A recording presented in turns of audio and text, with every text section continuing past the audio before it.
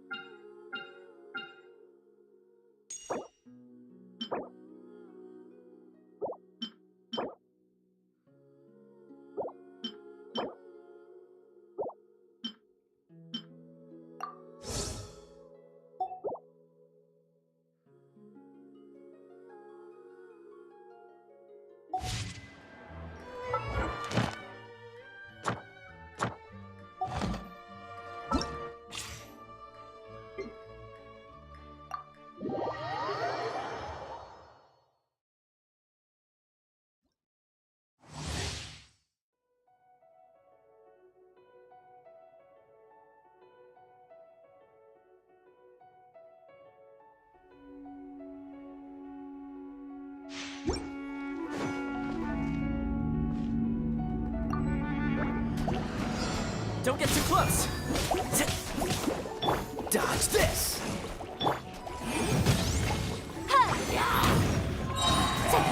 Time for your arraignment! Eat this! This moment will be frozen in time. Supporting fire! Fire it up!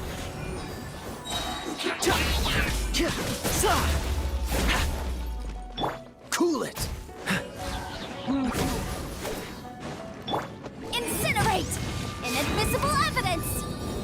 Hey, Don't get frostbite! I got you covered! Ow, ow, ow!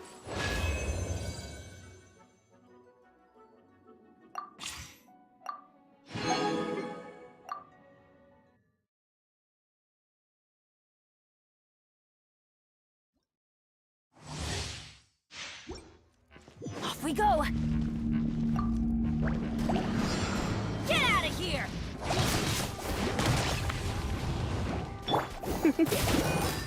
You're in for a little shock. Blitz. Let's light it up! No, my sword! Let's spark things up a little. You're toast! Rain cutter! Ha! Everybody stand back!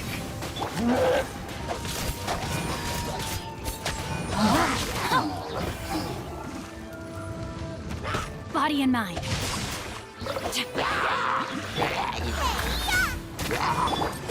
Surrender and be gentle. I'm going in! Let me weave you a verse.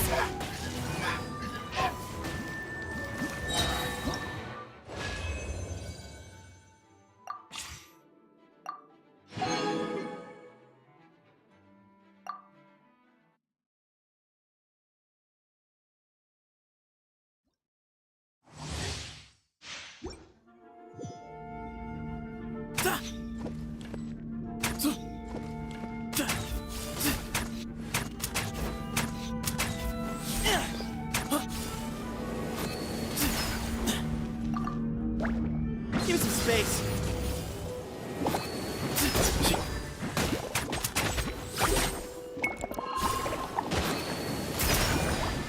Excuse me?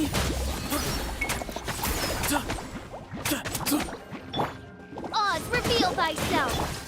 Stay put! Way ahead of you!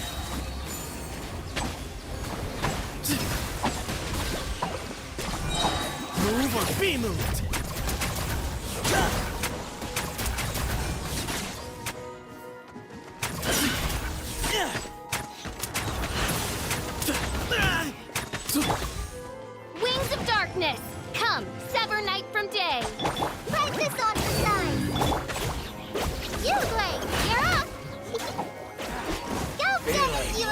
today? Excuse me?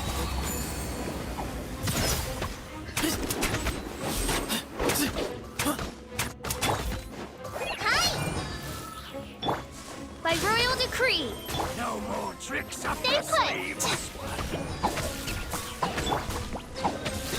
The sage's wisdom! You are not welcome here.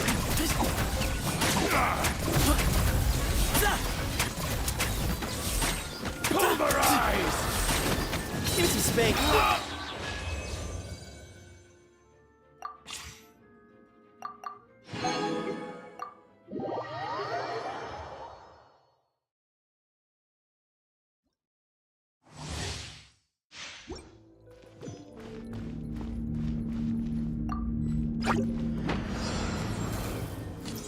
Here you are.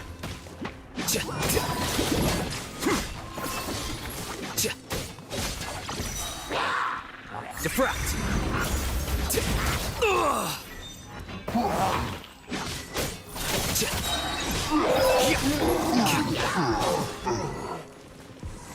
Right.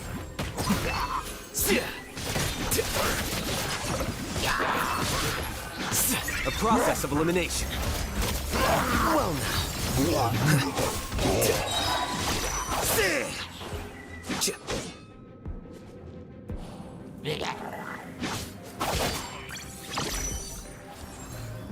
Here you are.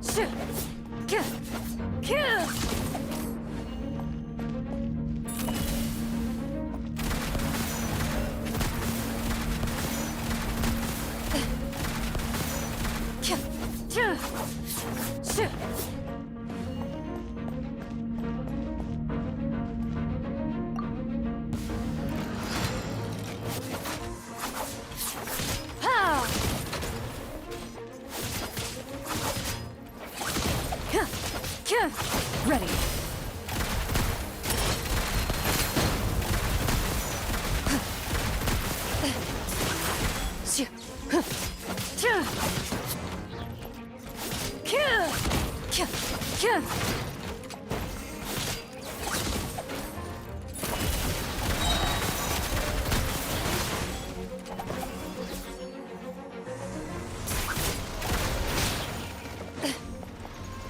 When evil lurks, shoot on sight.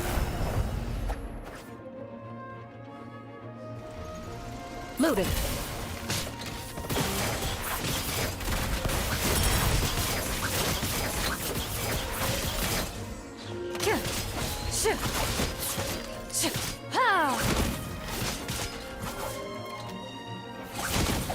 Ready.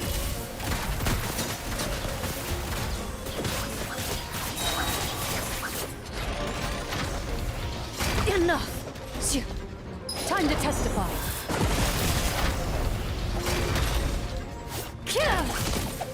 Into the shadows. Enough! Enough!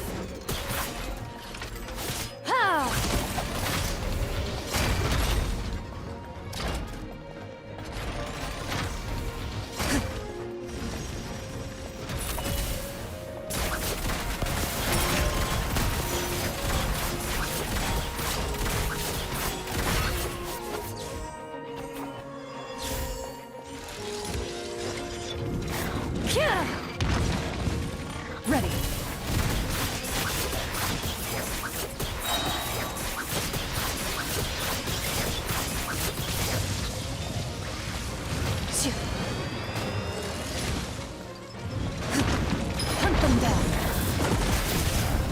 Noted.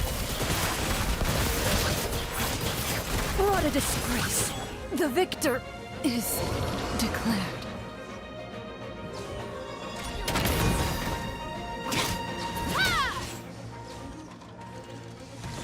Justice will prevail!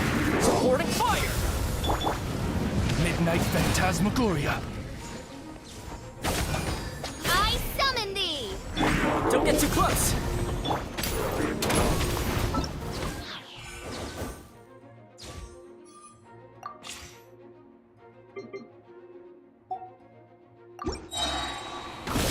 You asked for it! Ta!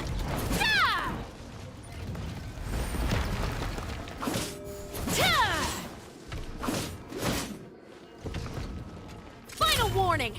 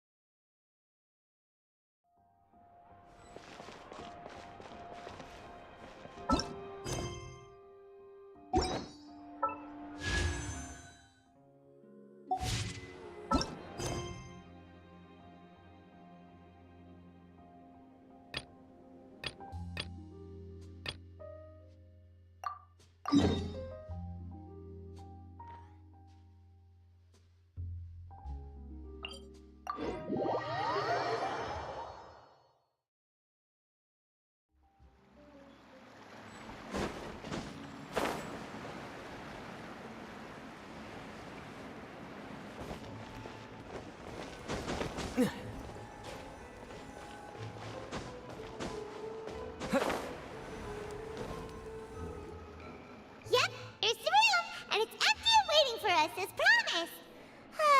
Navia is such a good person. Now that the serial disappearances case has been solved, no one's going to come after us for anything. Even without Silver standing guard, we can just completely relax. Why don't we stay and rest up here for a while? Even machines in Fontaine need to stop and recharge now and then. Oh, come on! This place isn't that bad. Besides, how often do we get to stay in an actual base? Oh, fine. Remember that detective story Paimon read before? Well, the author is about to release a new book, so Paimon wanted to buy it as soon as it came out. Yippee! Then it's agreed. Come on, let's get some sleep. We'll need to be up first thing in the morning to get in line and buy a copy.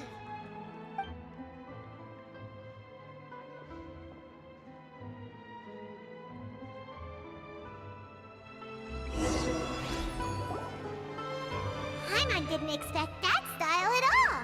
Even though it's a detective novel, it's also like a social documentary. Whew. It's actually pretty good.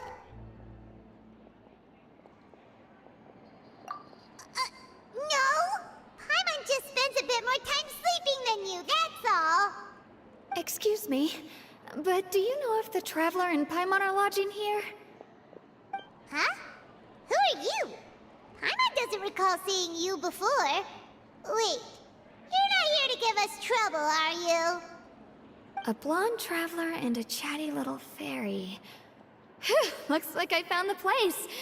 Good thing I asked the Spina di Rosula. Seems they sent me the right way. Hey, what do you mean by chatty? Paimon's always careful not to talk too much. Most of the time, anyway. It's an honor to meet you both. I was sent from the Palais Mermonia. Monsieur Nourilette wishes to see you. It seems he has something important to discuss in person. Nivelette? He wants to see us again already? Huh. We talked so much the last time we met. Has something happened since then? I am not privy to the details. It would be best if you came to the Palais Mermonia and asked Monsieur Nourilette in person. If you say so, but Paimon has a bad feeling about this. Now that I've delivered the message, I'll take my leave. Thanks! We haven't left the room for a few days, so we'll head over once we've freshened up a bit.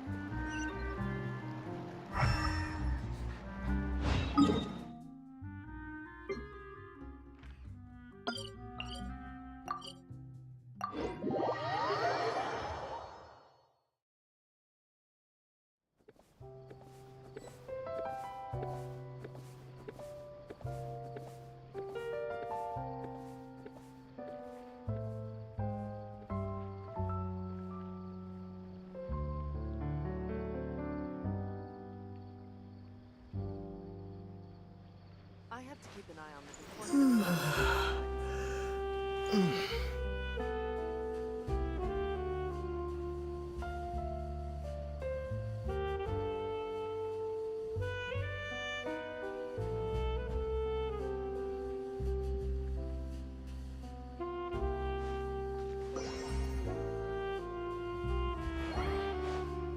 I have to keep an eye on the deployment of guards at all times.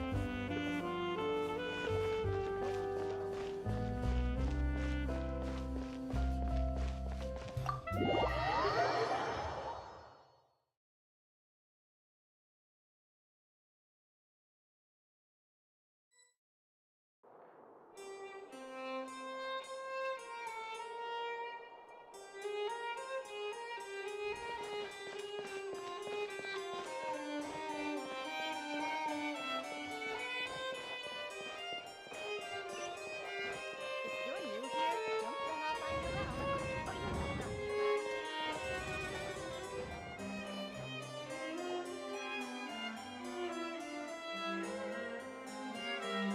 Nervalette!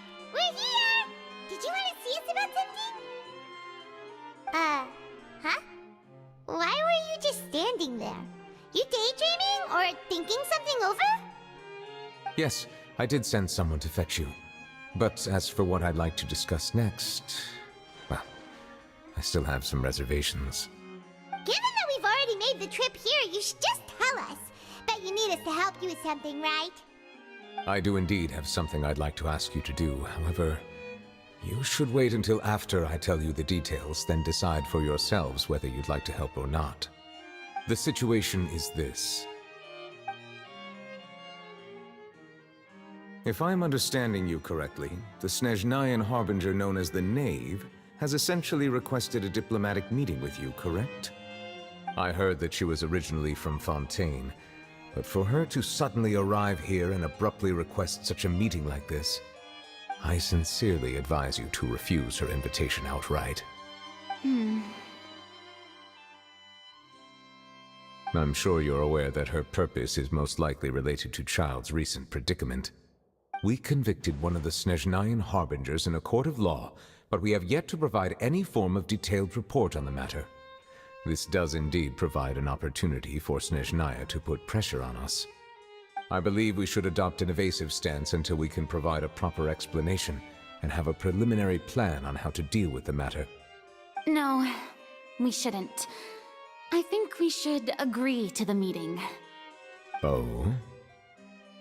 Well, you see, we are the ones that owe an explanation. If we keep putting off the meeting, it could easily result in the problem escalating, right? It's like a fight between two friends. If they don't agree to see each other and talk in person, isn't it possible that the friendship could end entirely? Though diplomatic relations between Fontaine and Snezhnaya could be considered as friendly, it is only superficially so. You wouldn't go so far as to say that our nations are friends, as you did in your example. It was just an analogy. An analogy, okay? Moreover, even if we were to talk in person, if we don't have sufficient information prepared, it is quite possible the result wouldn't be restored relations, but a complete falling out. I don't think we should overthink those possibilities yet. Ahem. Even if the logic of the divine is not immediately apparent, its wisdom will only be revealed with time. Besides, you'll be at the meeting. If any problems do pop up, you'll have no problem navigating them. I must clarify that interacting and communicating with people outside of court is not my cup of tea. It seems you think too much of me. But more importantly, when did I agree to join the meeting with you? You mean you won't come? No, that won't do. I can't go to the meeting alone. You have to accompany me. I must take you with me. Lady Farina, could there be something else regarding this matter that is being kept from me? No, not at all. Look, I am the Hydro Archon of Fontaine, Focalor, the god of justice who is loved and adored by many. So I only hope that justice will be served in this matter. Don't overthink it. I'll go find someone to arrange the meeting.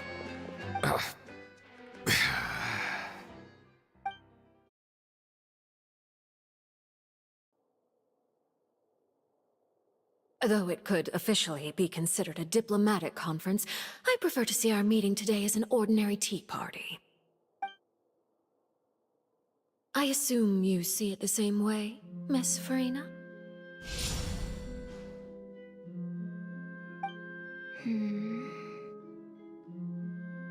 Lady Farina?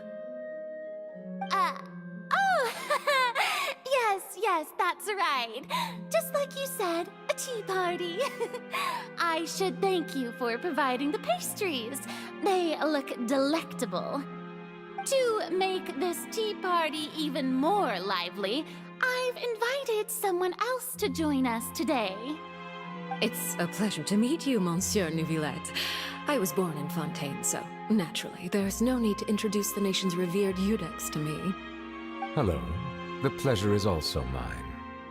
First, I would like to thank the two of you. I'm often away on business outside of Fontaine, and I'm told that the children of the House of the Hearth have been well taken care of by you. Oh, I'm not referring to when my children, Linny and Lynette, were falsely accused by you. Please don't misunderstand. The children of the House of the Hearth are often misunderstood, perhaps due to the reputation of the Fatui. There's no getting around that. All I meant to say is that Fontaine has been stable in recent years. The people are well off and the children lead happy, fulfilled lives. That is something truly worth cherishing, and no one wishes to disrupt such peace. Now then, you have come regarding the matter of child, correct? Well, yes. It appears the ever-busy Eudex Neuvillette doesn't wish to waste time with diplomatic pleasantries, and hopes that we can get straight to the point of our talk. Yes, as you surmised, understanding child's situation is indeed one of the goals of this trip. As we are both diplomats from Snezhnaya, as well as Fatui Harbingers, Child and I have always been colleagues. Were anything to happen in Fontaine, each of us would serve as the other's attorney to resolve the issue. So now, in my capacity as his attorney, I request that Child be turned over to Snezhnaya. We have a responsibility to cooperate with Fontaine and resolve what has happened to him together. The rules governing attorneys only apply before a trial has concluded. Since a verdict has already been rendered, we see the case as settled. I apologize for being unable to grant your request. An outright refusal. Very well. I respect all the rules of Fontaine's courts, just as I respect you as Chief Justice. Okay, why don't we back up a step? You don't need to transfer Child to us. I only request to enter the fortress of Meripede to see Child and confirm his condition. It's not like you couldn't even manage to fulfill a simple request like that. Right, Miss Farina? About that. The fortress of Meripede has always been completely autonomous. Even we have no authority to interfere there, and diplomatic issues do not suffice as an excuse. However, if you absolutely must confirm the situation of the Harbinger, I have a proposal.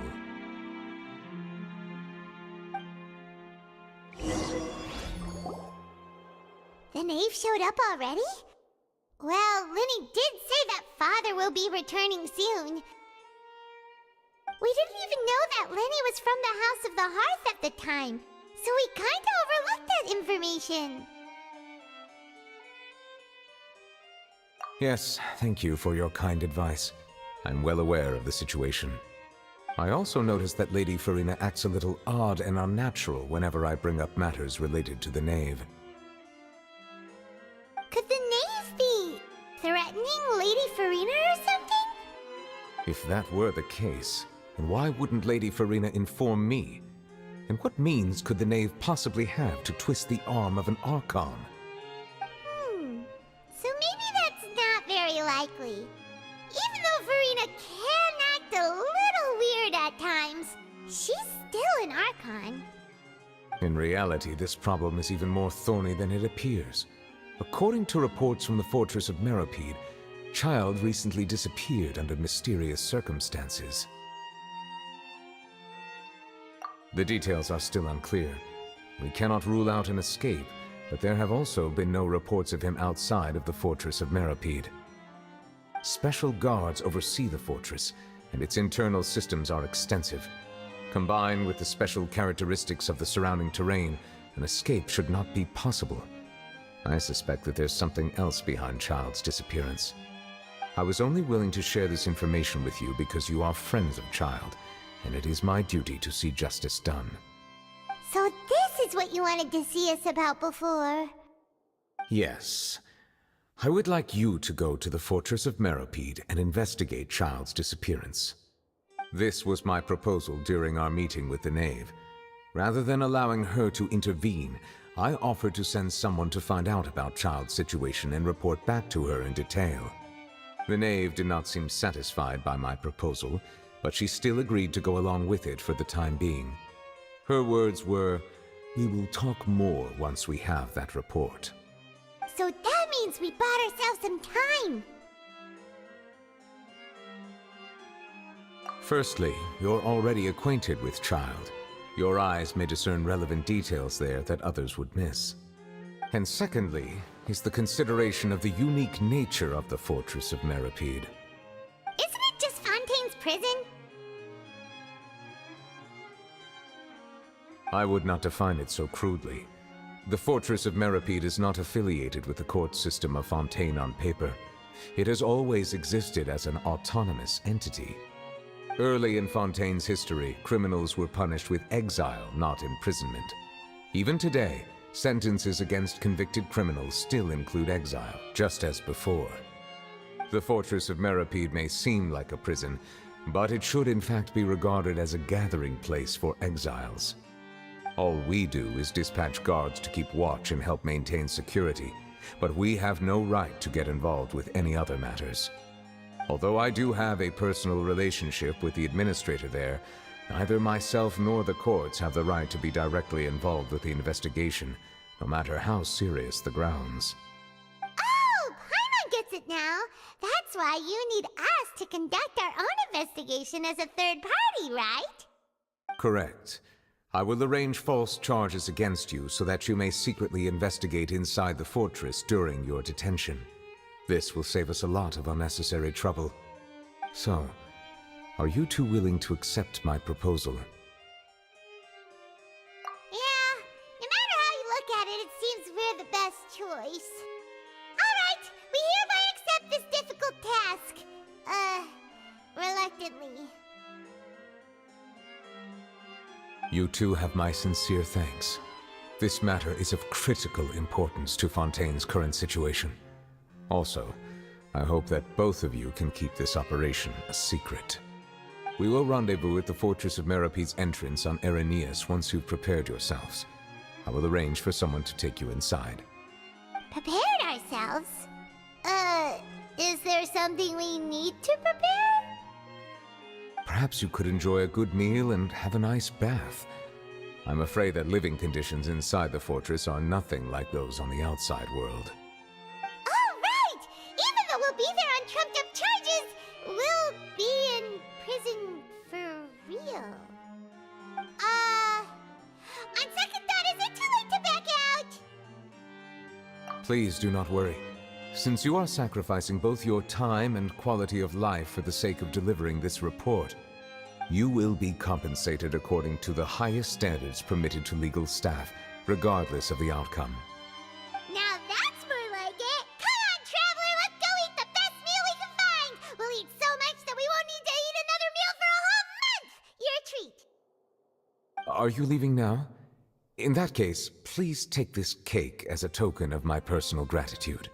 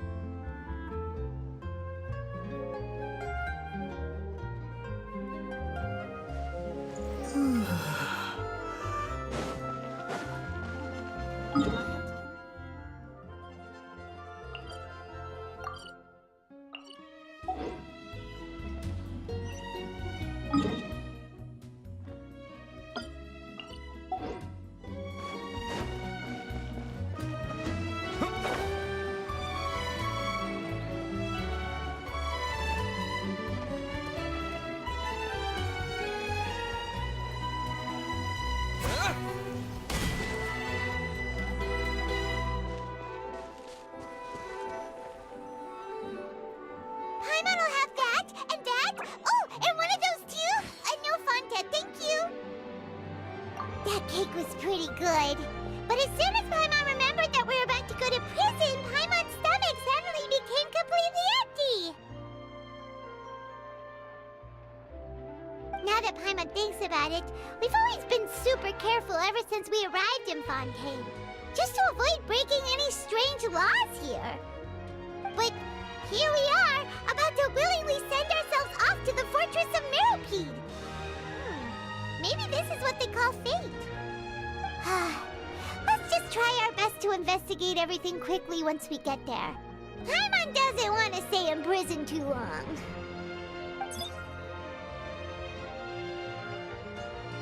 Oh, what is that I hear? Is it the taste of a breaking story? Hey! You can't hear a taste! And what are you doing here, Charlotte? Oh, don't remind me. I invited an eyewitness to a case to eat here, and I was planning to get some great material out of him. But he didn't even show up. Calm down, calm down. This is nothing new. As a journalist, you should be used to this by now.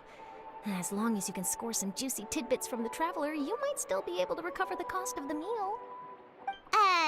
You know we can still hear you, Charlotte.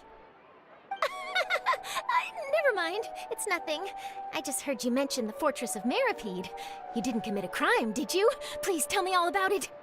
No way! We would never! We're just going there to...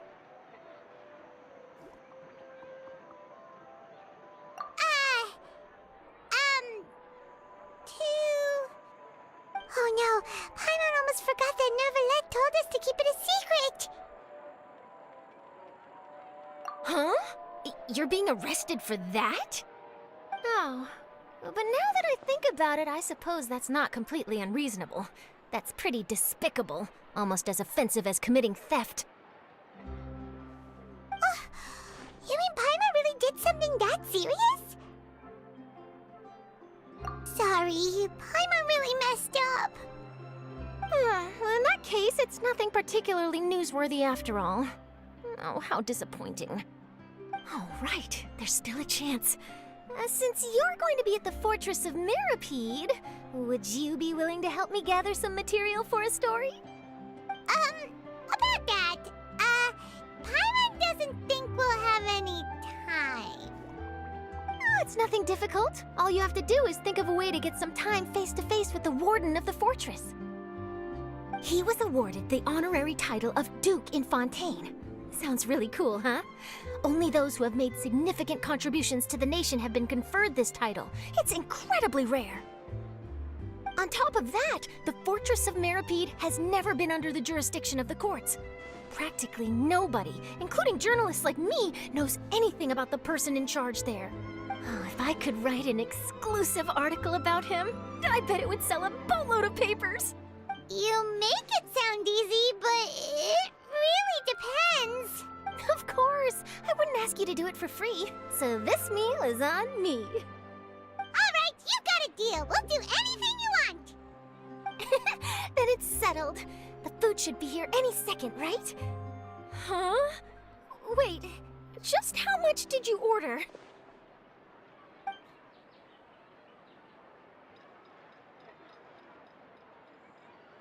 Oh, Paimon's so full. Well, guess we have nothing to regret now, so let's get going.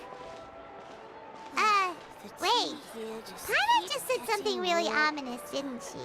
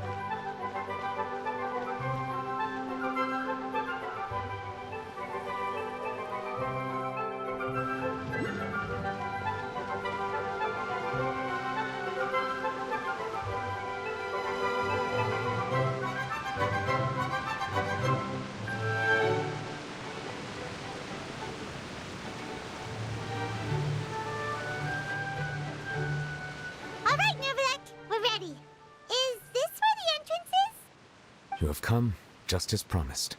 Yes, this is the one and only entrance to the Fortress of Meripede from Arrhenius. Careful. You may want to step back a bit. Whoa! So you have to go down from here? Is the prison underwater? Utilizing both the barrier of the water as well as the fear humans have of the depths, the Fortress of Meripede is naturally the perfect place to confine and guard criminals. But do not worry. It is not nearly as frightening inside as you may think. You will see for yourselves once you are down there. Paimon hopes you're right. Don't know about you, but just thinking about being at the bottom of the sea like that gives Paimon the heebie-jeebies. Oh, and there's one more thing. I mentioned that I have had personal dealings with the administrator of the fortress, Writhsley. He's a very shrewd fellow. Yeah, we heard about him too. He's that Duke, right? Correct. He is the highest-ranking manager of the underwater prison. Even though you are going there to investigate at my behest, it would behoove you to avoid any confrontation with him or any of his subordinates. The Duke rarely ever leaves the Fortress of Meripede, but that does not mean he is not privy to all that is happening inside and outside the fortress. He is quiet, but not unaware, so please bear that in mind. All right, it's about all the time that we have to talk privately. I'm counting on you two. Don't worry, we won't let you down. Good. Madeline! I'm here, Monsieur Nervalet. These two are the newest convicts, I presume? Don't worry, they won't escape on my watch. Like we would try. Please follow me, you two. I'll process your paperwork for entering the Fortress of Meripede.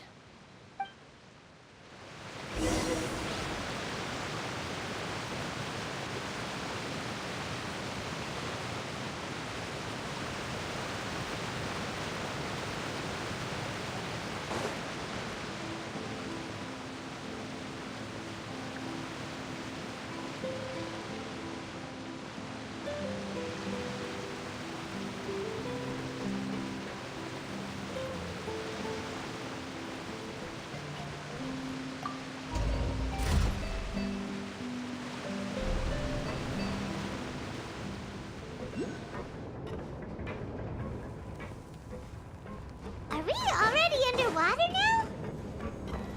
Huh. So this is what it feels like to be a criminal in Fontaine. You two seem to be taking this pretty well. It's rare to see convicts in such a good mood.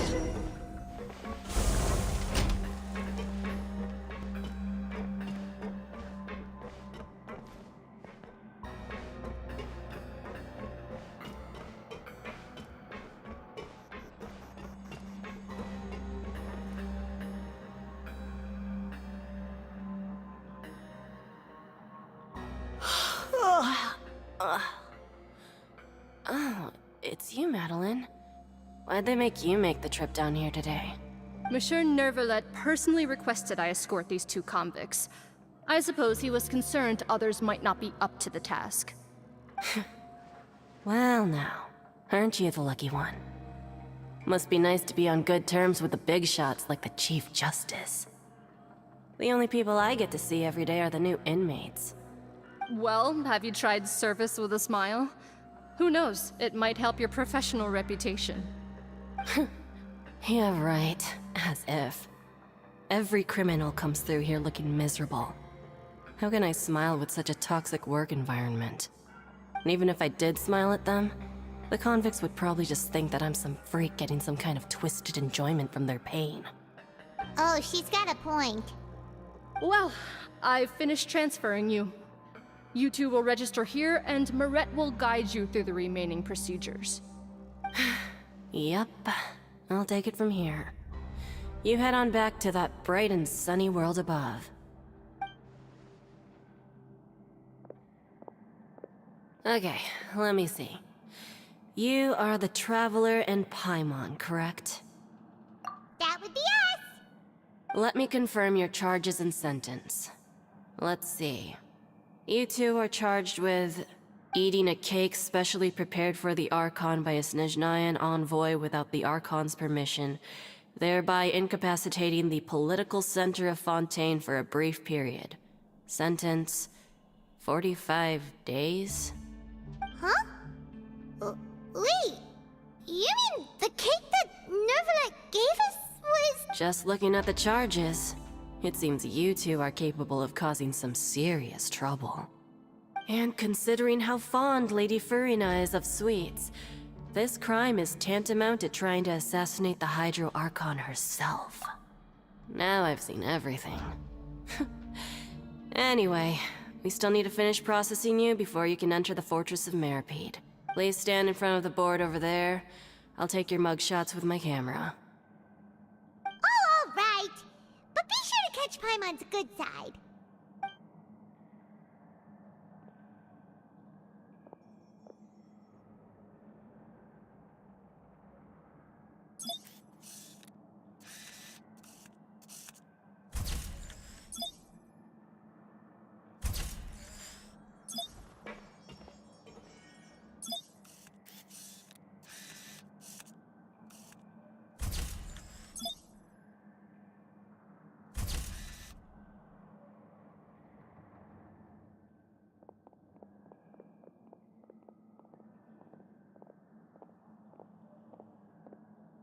And we're done.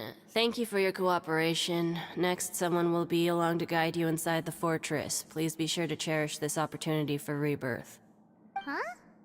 Rebirth? Isn't that a little much? We're only gonna be here for 45 days! You two are the new inmates, right? Follow me. Oh, okay. Paimon is Paimon, and this is the Traveler. Save it. Not like I'll remember your names. Move it.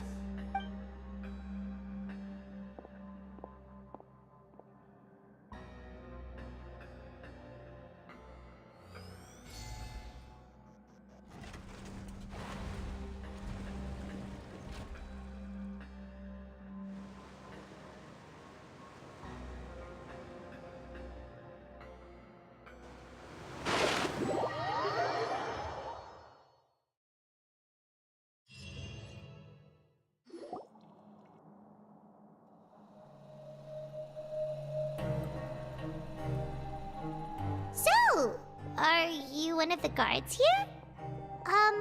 Is there anything we should be careful of while we're here?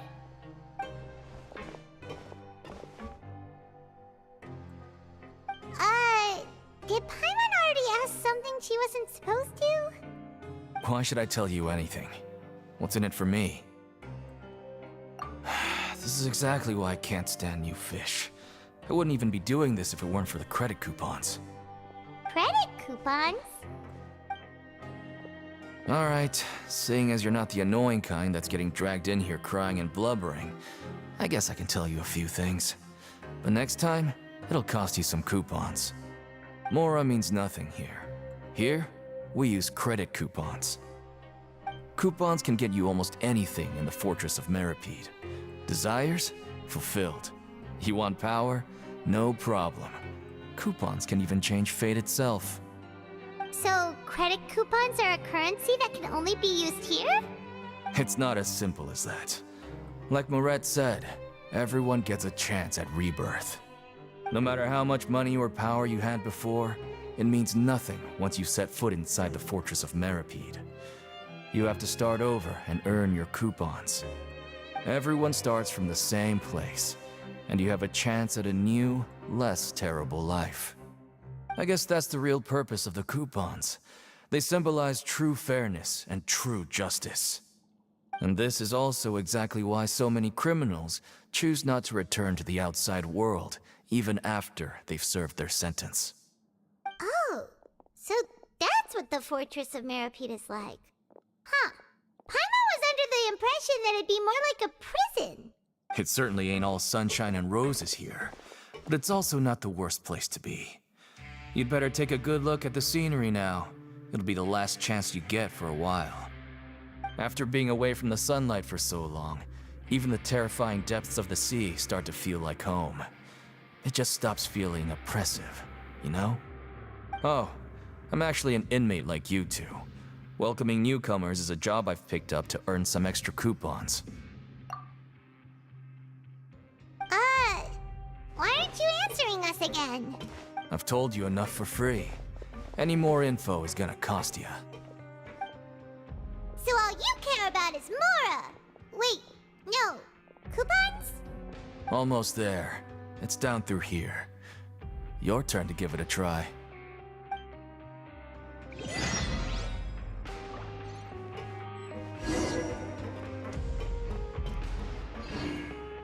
Scatter! There is no escape!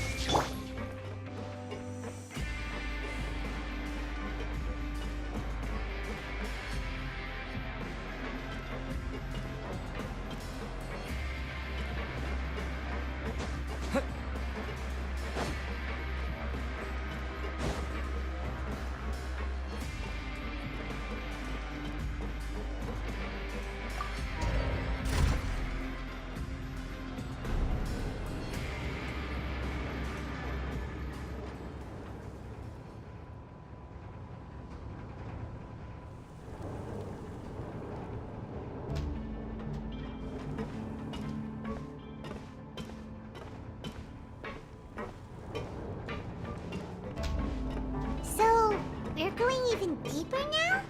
Just how deep down are we? It's like a metaphor for your previous life, isn't it? Our lives weren't that bad.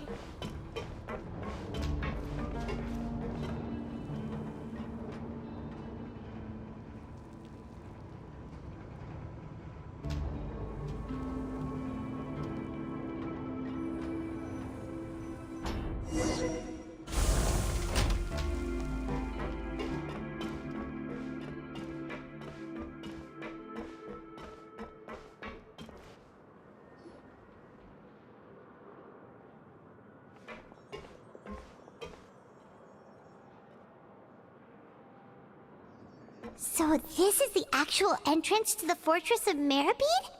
Huh. It looks like there are other new arrivals, too. Oh, they sure don't look happy. Maybe we look too relaxed for fresh convicts. Oh, right. We're on someone else's territory now. We need to think of a good way to act like criminals to get by. If we're discovered, even Neuvillette might not be able to rescue us. Hey! Don't scare Paimon! Oh, Paimon's not ready for all this! Look, I don't really know you, and I have no idea what kind of crime you committed, but... You wouldn't have happened to anger someone important, did you? Someone important? Paimon doesn't think so. Wait, why are you suddenly trying to talk to us now? Now's not the time to worry about that. Anyway, it's over there, so...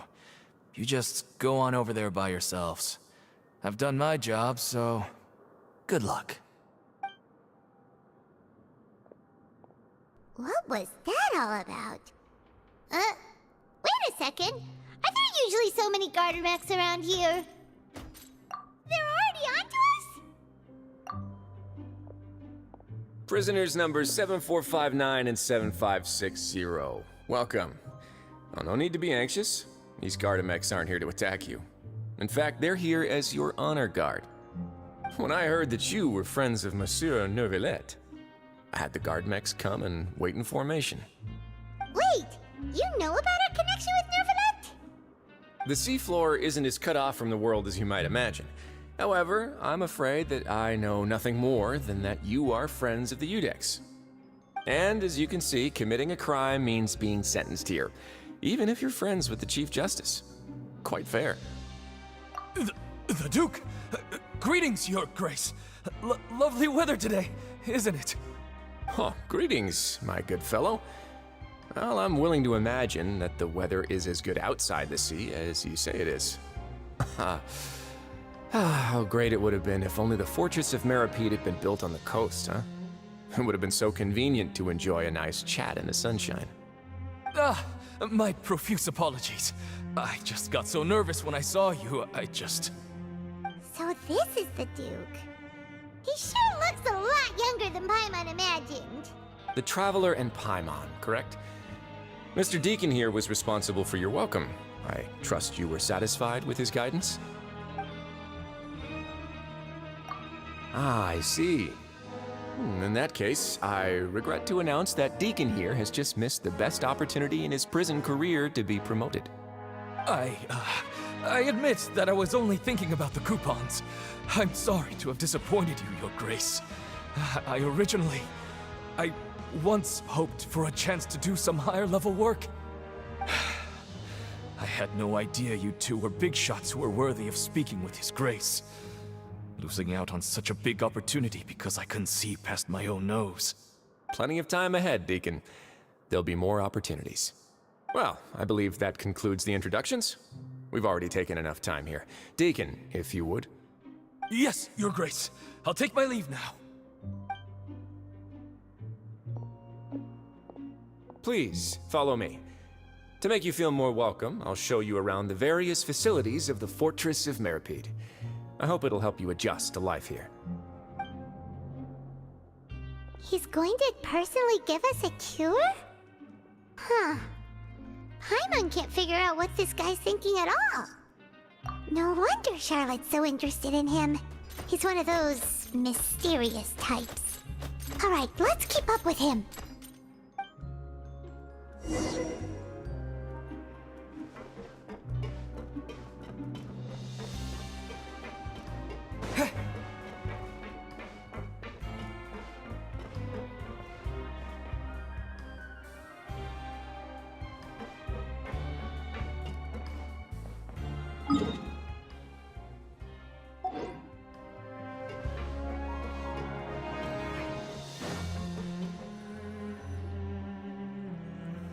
There's no need to be so reserved. The label of criminal is nothing but one of many identities. And being criminally inclined here at the Fortress is just one of many ways to survive. Is it really okay for the warden to think like that? we're real criminals, you know. What if we're too difficult to handle? Well, then maybe you'll be able to carve out a name and a place for yourselves in this underwater world, But before you go in swinging, please remember that in the Fortress of Meripede, it's better to not cause trouble for yourself or for the guards. Now, we've arrived at a very important place, the Coupon Cafeteria. You can come here and claim one welfare meal each day. Welfare meal? You mean it doesn't cost anything? That's right. Criminals are essential to Fortress operations, so we must guarantee that they at least have the basic means to survive. But that's not how it was. Back in the day, it cost you credit coupons just to get a cup of water here.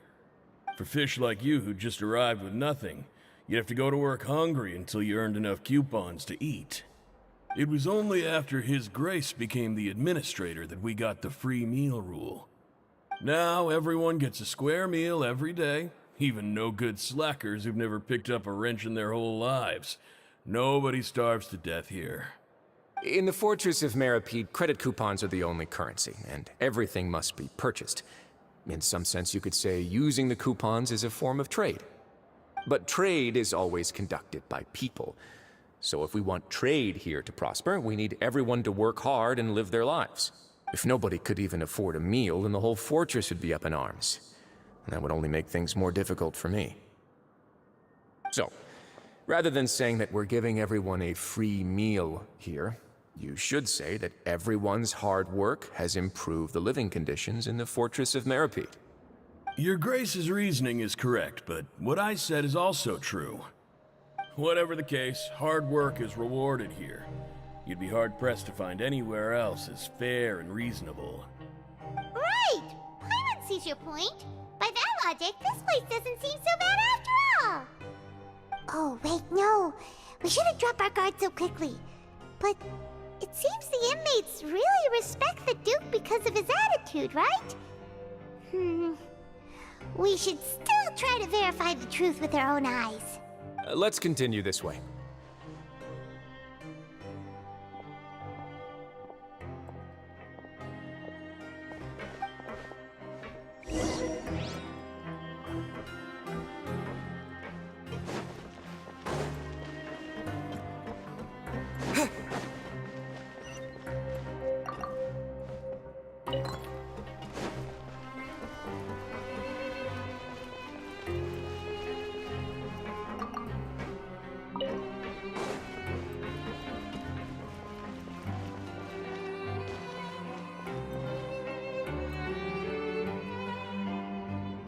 This place is known as the Pancration Ring.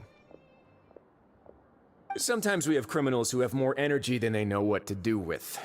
Their daily work alone isn't enough of an outlet for them. So, instead of leaving them to their own devices, we've provided them with this dedicated venue. This way, nobody will get involved unless they want to be. Pancration matches? And you can earn extra coupons? Oh, what do you think, Traveler? Interested? But I must warn you that your sentence will be extended if you fail to restrain yourself and end up seriously injuring or killing your opponent. So, did you set this place up too? No, actually. I just granted approval for the organizer to use this area to build the ring, and I collect a portion of the proceeds in return. Of course, the fees are also quite useful. Oh. Do you mind if we ask what they're used for? Sure. Ensuring personal safety, maintaining the arena, and resolving any conflicts that arise. Why? Are you interested in how to manage a pancration ring? Oh, no. Paimon was just wondering if that's how you paid for everyone's welfare meals. A reasonable guess. I see you have a talent for entrepreneurship. Oh, you hear that? Paimon has a talent! So we can start a business here? That is something you can discuss between yourselves later. Let's move on for now.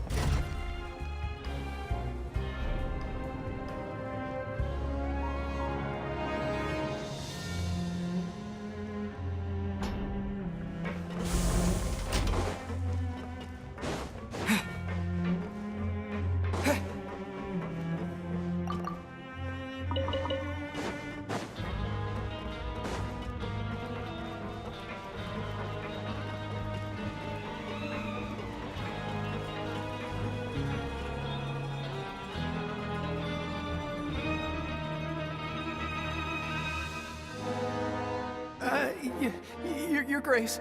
Good morning. I mean, good afternoon. No, wait, what time is it again? What time indeed? Time waits for no one, so it's best to keep an eye on it. Ah, my apologies, Your Grace. Jeez, that guy's so nervous he almost forgot to breathe. Sorry, forgive my manners. These are the dormitories, which is where inmates sleep. The guards will inform you where your bunk is later. In the Fortress of Meripede, criminals usually spend most of their time in either the production zone or the sleeping areas. The production zone? What does it produce? Is that where we'll be working? Not necessarily. Though working in the production zone is the most reliable way to earn credit coupons, if you have other skills, you can skip your shifts to earn them in other ways. Wow. Wait, you're the manager of this place, and you're just telling us to our faces that it's okay to skip work? The fact that the Fortress of Meripede has continued operating completely autonomously is proof enough that most people are willing to work honestly and earn a stable income. As for what we produce, many of the clockwork machines seen all over Fontaine originate from our workshop.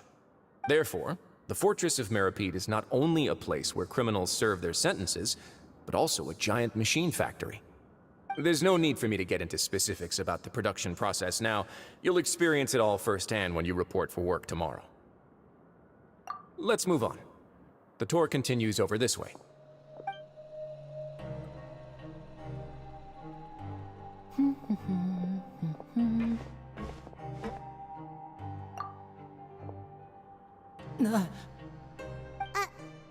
Oh! Oh, you really scared me there. I didn't expect to see you here, Your Grace. I thought maybe I was so tired from work that I was starting to see things.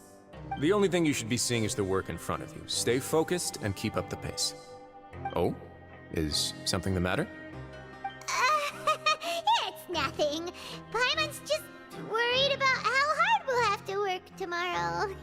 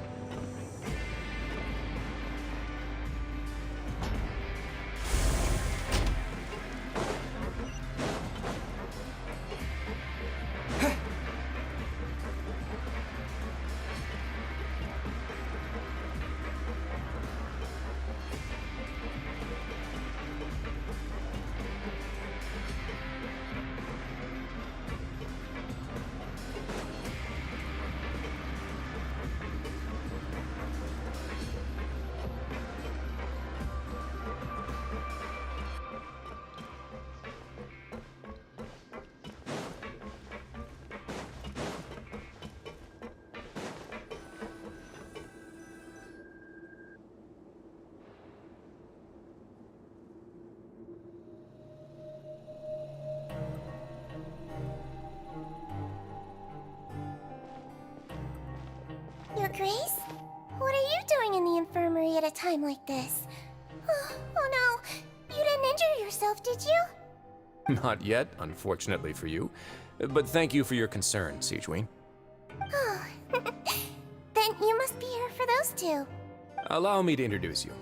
This is the infirmary, and Sigewin here is the Fortress of Merapede's head nurse.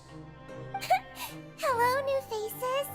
They call me the head nurse, but I actually handle all the nurse-related work all by myself down here.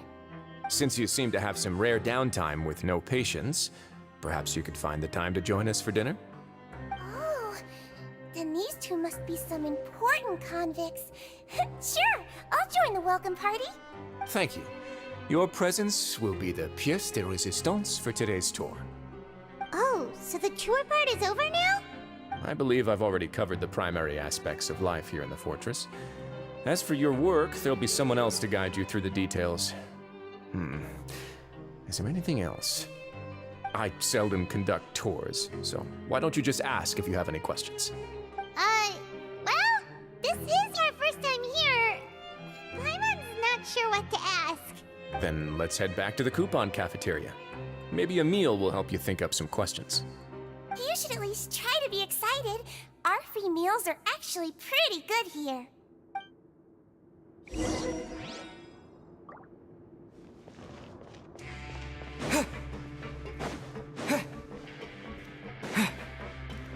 Kids these days, you just can't rely on them.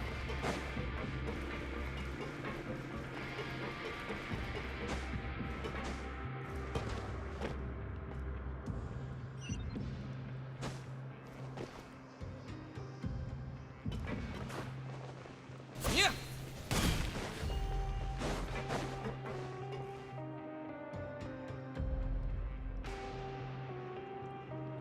What do you think of the food? Does it meet your expectations? Wow, it looks delicious! Neverlet made it sound like living conditions in the Fortress of Meripede wasn't very good. Who would have guessed that criminals get to eat tasty food like this every day? Oh, isn't that the meal box that only super lucky people manage to draw? Seems like you two are quite fortunate. It actually has nothing to do with luck in this case. I had a word with Walsey, so you didn't have to draw lots like everyone else. Oh, you mean the meals are random? Yes, what you get to eat depends completely on your luck. You could say that it's a distasteful little game that Chef Walsey likes to play here in the cafeteria. Paimon knew it! If criminals got to eat tasty food like this every meal, the crime rate in Fontaine would skyrocket for sure! Excuse me, did I hear you mention Nervulette just now? I've been wondering how he's doing. Is he busy with work? Has he been taking care of his health? He seems healthy no matter how you look at him. But he works so hard all the time, so it must be really tiring. Sounds like he hasn't changed a bit. Looks like you can stop worrying so much, Sigewin. Oh, that's good. But I still feel like it's been too long since I've heard any news about him. No news is good news. Maybe next time I've got something to discuss with him, I can invite you to accompany us. But isn't the Fortress of Meropede independent from Fontaine's court system? What do you two have to discuss? Well, we provide all kinds of mechanical products for official use, and some essential goods have to be obtained from the overworld, so we naturally have to stay in touch about this and that. Monsieur Neuvillette's character is unimpeachable. No matter the question, you can discuss it openly and freely with him. Talking with him feels quite effortless. In light of that, I am quite willing to go out of my way to show respect and accommodate him. In fact, right now, I'm treating you two as guests invited by Monsieur Neuvillette. But unfortunately, I can only do so until the end of this meal. After this, you two will just be inmates here. You're very welcome. Well, your new life awaits.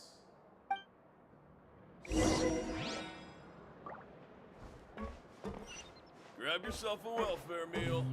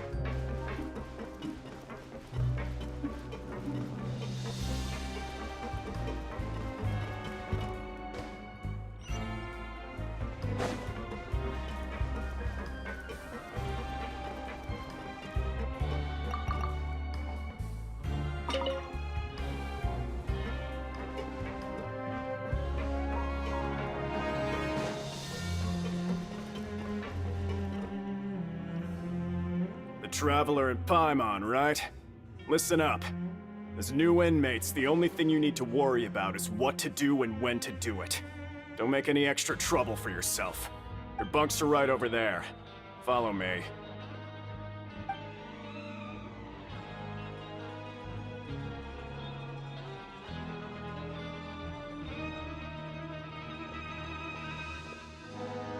Whew. So this is where we'll be sleeping from now on. Oh, Paimon can't believe this! The days of staying home and reading detective stories are like a dream now. By the way, Traveler, we saw a lot of things worth investigating just now. Even though the Duke didn't say it too directly, judging from what he said at the end, it seems that he was only welcoming because we know Novelette. We are criminals, and Paimon did eat that cake, but we're actually here to help Novelette. Is it possible that he knows we're here on a mission? Or is Paimon overthinking things? Yeah, Paimon thinks so too. He probably knew why we came here from the very beginning and intentionally wanted to send us a message. Maybe something like, "Hey, I have my eyes on you, so don't try anything funny." Yeah, you're right. It's not like we can go back to Novelette empty-handed and say, "The dude looks scary, so we gave up." And besides, the Duke said that he was willing to go out of his way to show respect for Novelette, right? So, we at least need to try. But Paimon hasn't gotten a clue where we should start our investigation. You mean...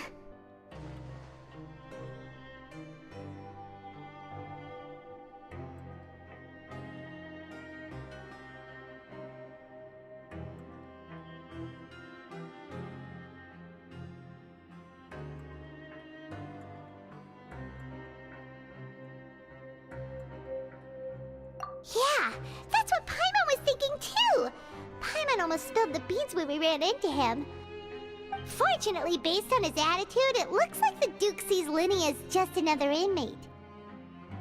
We worked so hard to help clear Linny and Lynette's names, and yet we turn around and bam! He's in prison anyway! Oh, right! Linny and Lynette are from the House of the Hearth. They work for the Knave, so they could be here to investigate too! Huh? Oh, it's a card!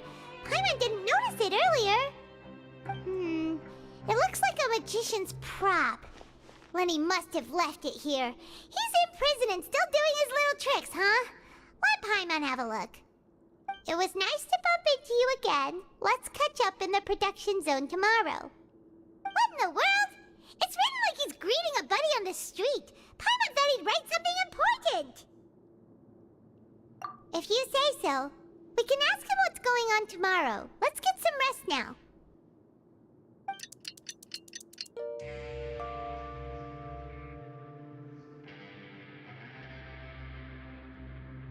Hey, you're finally awake! Well, it's Paimon's first day as a prisoner. Last night, Paimon dreamed about getting interrogated by the guards until Paimon told them everything, and then Paimon woke up. Hey, come on! It's just a dream, okay? Paimon wouldn't really squeal. Maybe. Hey, lazy bones! What are you still doing here? If you don't want to starve, then get yourselves over to the production zone. Sorry! We're going right away!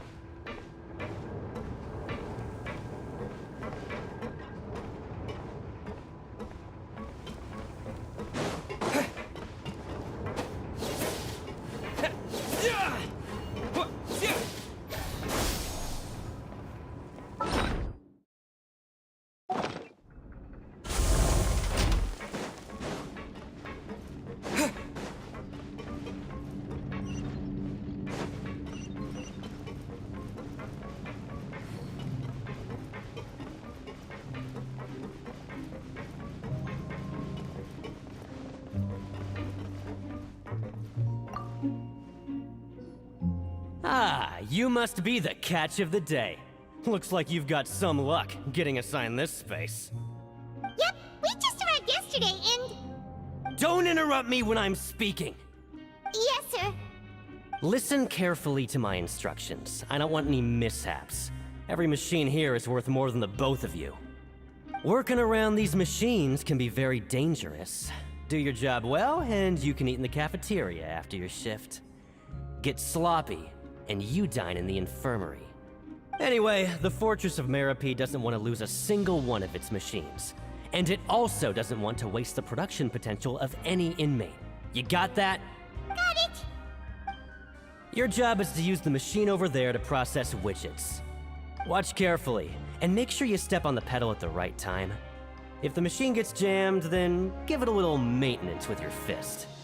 Here, take this. Bring me the processed widgets, and I'll give you some credit coupons in exchange.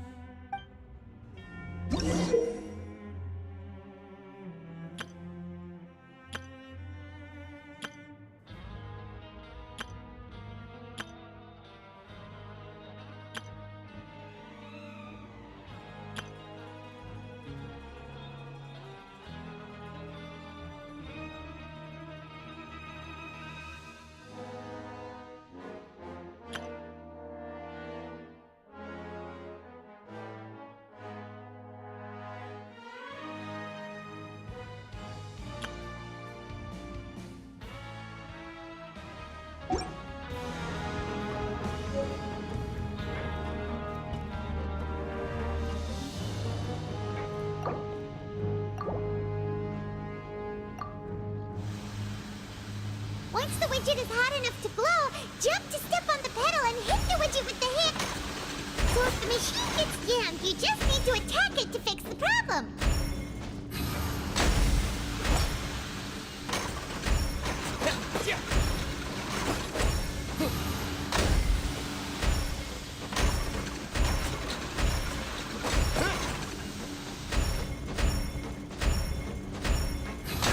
You got it! Great! Now we can report back to Foreman and give him the processed widgets! Huh. This one is tolerable. Though since the processing is done by machine, the product is all pretty much the same anyway. Alright, I'll pass you for now. And we'll count up how many credit coupons you've earned.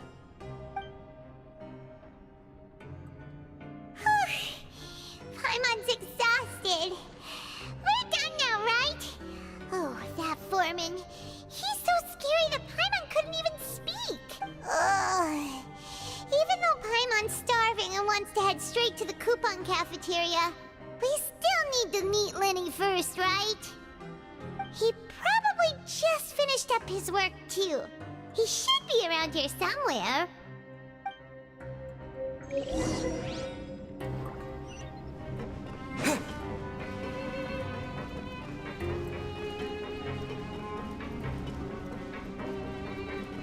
Lenny? Mr. Magician? Where are you? Oh, this had better not be some disappearing act. He doesn't seem to be around here. Let's try looking somewhere else.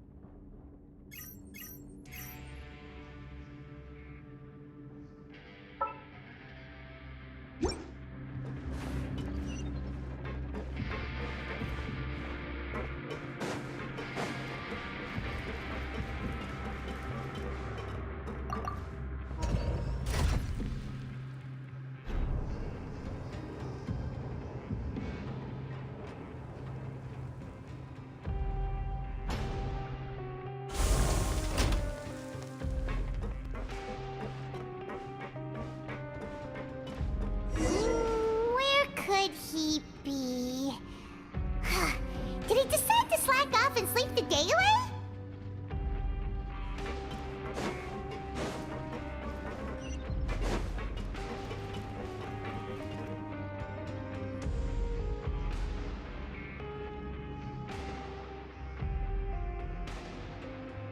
Hey, over here.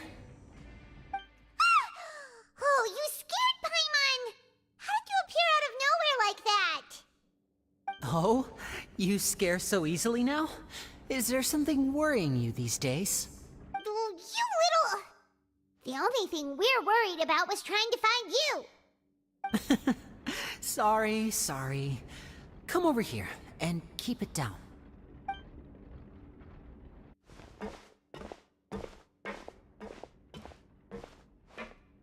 Oh, Lynette! You're here too! You two really are inseparable. That's right. My brother simply can't stand to be away from me. It's not just Lynette. Fremine is also here. Do you still remember him? Oh, you mean that diver from the House of the Hearth, right? Pyro remembers seeing him in the Court of Fontaine before. Now hurry up and tell us, how did you end up as criminals this time? We fought so hard at court to prove you were innocent, but now it looks like our incredible court battle was for nothing! Sadly, even the teeniest of things can land you in prison these days.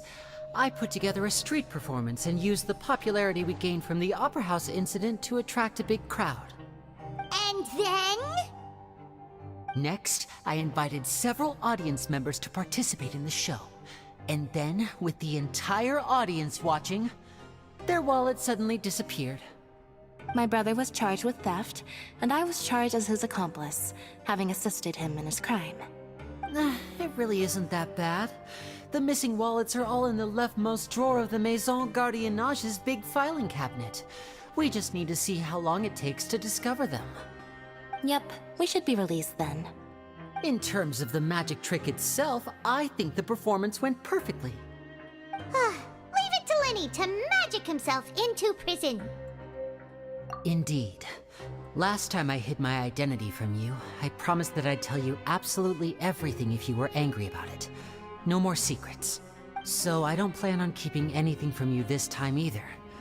At the moment, the House of the Hearth's interests don't conflict with yours at all. We were instructed by the father of our house, the Knave, to come here and conduct an investigation. Told you so! See? Paimon guessed right. As for what we're investigating, perhaps you haven't heard, but the fortress of Meropide hides a secret. Some even say that the entire fortress exists just to protect it. The House of the Hearth has been investigating this for a very long time, trying to uncover its mysteries. But recently, all of our informants, including the ones that had infiltrated the guards, suddenly vanished and have not been heard from since.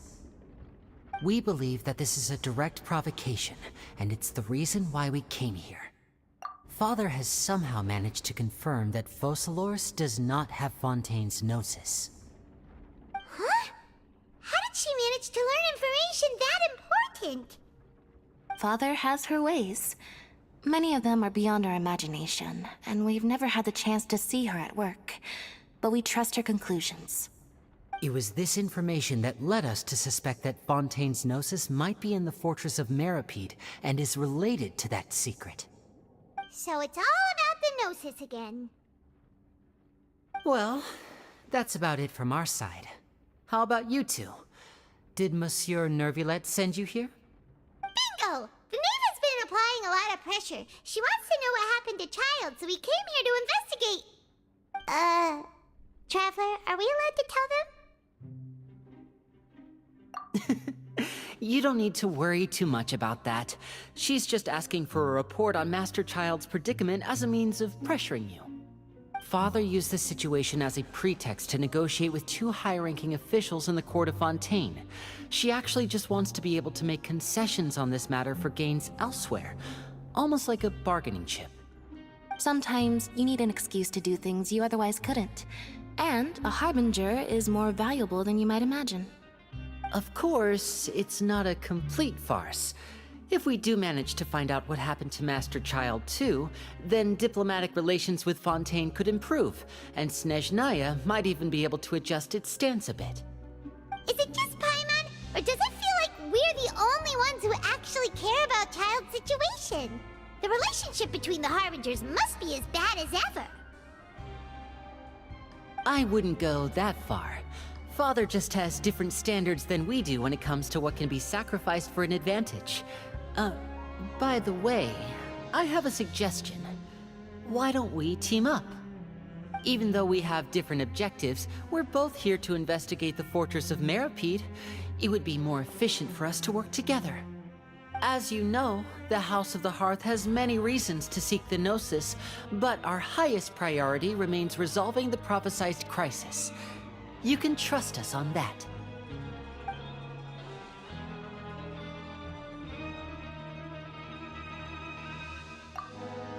See, I told you. Is that so? Sure enough, it won't be easy to convince them to cooperate with us. Lenny seems to be thinking pretty hard about something. Of course he is. Lenny has been looking forward to a chance to reach an understanding with you ever since last we met. Or, I should say, we were really looking forward to teaming up with you this time. Lynette, just tell them everything, why don't you? It's okay to open up a little. Very prudent of you, and consistent with your behavior since we first met. That's reasonable enough, and I agreed to cooperate on these terms as well. I was prepared for the worst, but you were actually more agreeable than I anticipated. All right then, there's no time to lose. I have some information to share, so listen carefully. Since Lynette and I arrived here, our investigation uncovered the fact that the Fortress of Meripede has a forbidden zone. Most people just clammed up and wouldn't talk, but after asking the right questions, we were able to confirm the existence of the forbidden zone from the guards. You should be aware of that while you're investigating. A forbidden zone? Could that be where Child disappeared to? You're right, we'll definitely keep that in mind. Good. That's the most suspicious thing about the fortress that we know of so far. We have a few other unanswered questions, and we'll be investigating those as quickly as we can. Anyway, I hope you find our information useful at least. Oh, look at the time. You two must be hungry. You should go to the coupon cafeteria and get something to eat. I'll use my cards to get in touch with you again in the future. Oh, that's just what Paimon wanted to hear! Paimon's starving after all that work today. We can talk more about the investigation later. Let's go get some grub!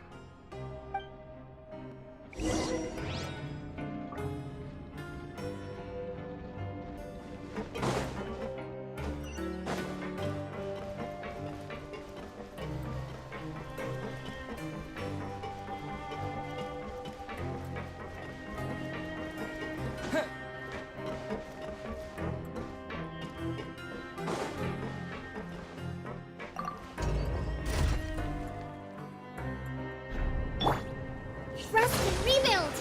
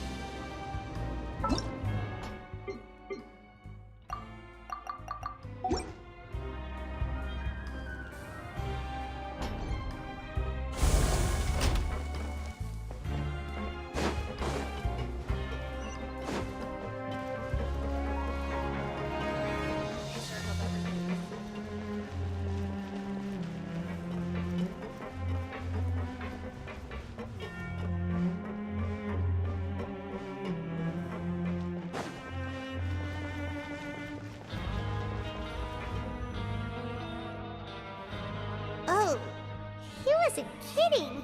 Today's meal is nowhere near as good as last time. Oh, who knows how long it'll be until we're lucky enough to get that super tasty meal again. Ah, forget about it then. We'll just deal with the regular food for the time being. Let's just get out of here as soon as possible. But life here doesn't seem all that bad. Other than the foreman being kinda mean and the work being pretty tiring. You think so, mate? If I had a coupon for every fish who said that. Seems you fishies still haven't learned your lessons from your life up on the surface. If you take things at face value, then by the time you reach a dead end, you won't even know how you ended up on that road in the first place. I like your attitude. I can, let you in on a little something. Everyone's been telling you to just follow the rules and not cause any trouble for yourself. Am I right? But what they don't tell you is that the rules aren't exactly what they pretend to be. The rules for being a prisoner. The truth is, this place has a lot of hidden rules. Huh? Hidden rules? What do you mean? Not everyone knows about those rules, but whether you know them or not, once you break one, you might encounter something even worse than death. Really?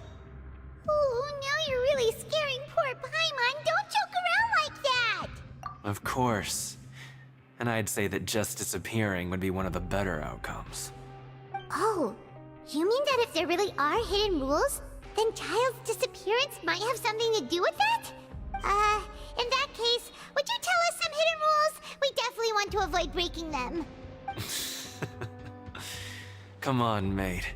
This is valuable information. The difference between life and death. Do you really think you can just ask and I would tell you?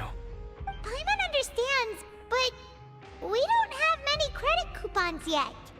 Yeah, I know. Not like I'm going anywhere. Just come talk to me after you've saved enough. Moreover, you're new fish, freshly caught, and completely out of your element. What'd be the point in even telling you anything before you've gotten a handle on your new lives? Come and find me once you've been here longer. I'm usually around the rag and bone shop. Just call me Vidoc. Bye-bye now. He left. Just like that. Huh. Do you think he's just trying to scare us into buying fake information from him? Yeah. It might be a good place to start in our investigation. Hidden rules, huh? But, like he said, we don't have any coupons, and we're still not familiar with this place. Oh, there's nothing we can do about it now. Ah, we were so busy talking, we almost forgot to eat. Even if it's not the best, it's probably better while it's warm. Come on, dig in before it gets cold.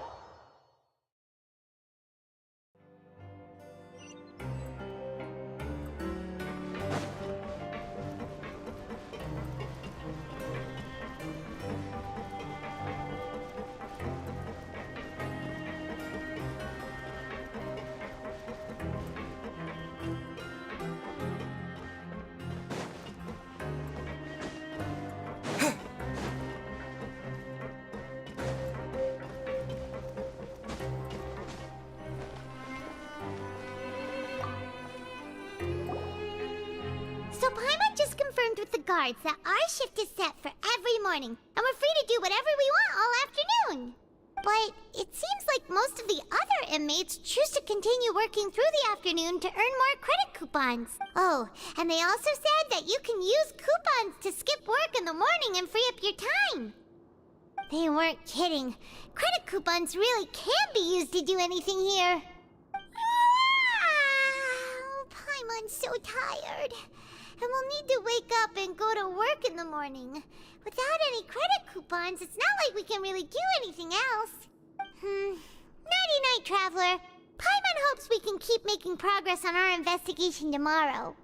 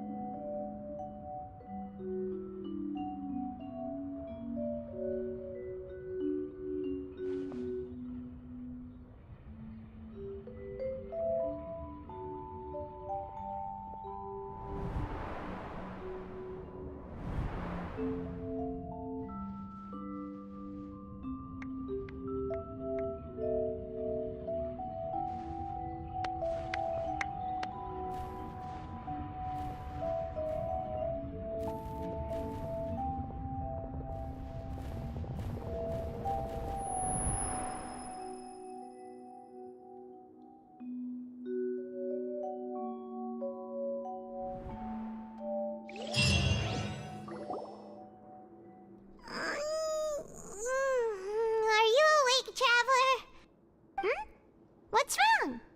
You seem to have something on your mind. Did you dream about something last night? Is that even possible? Unless it wasn't an ordinary dream?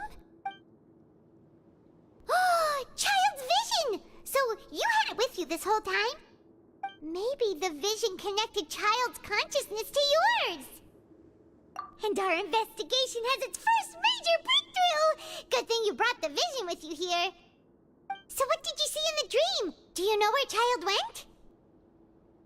Huh. Okay. Well, hopefully it'll be a bit more helpful in the future.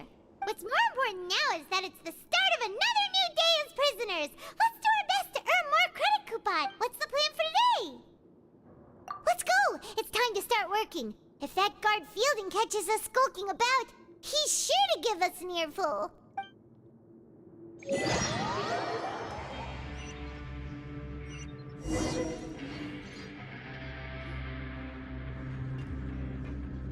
Look who decided to show up!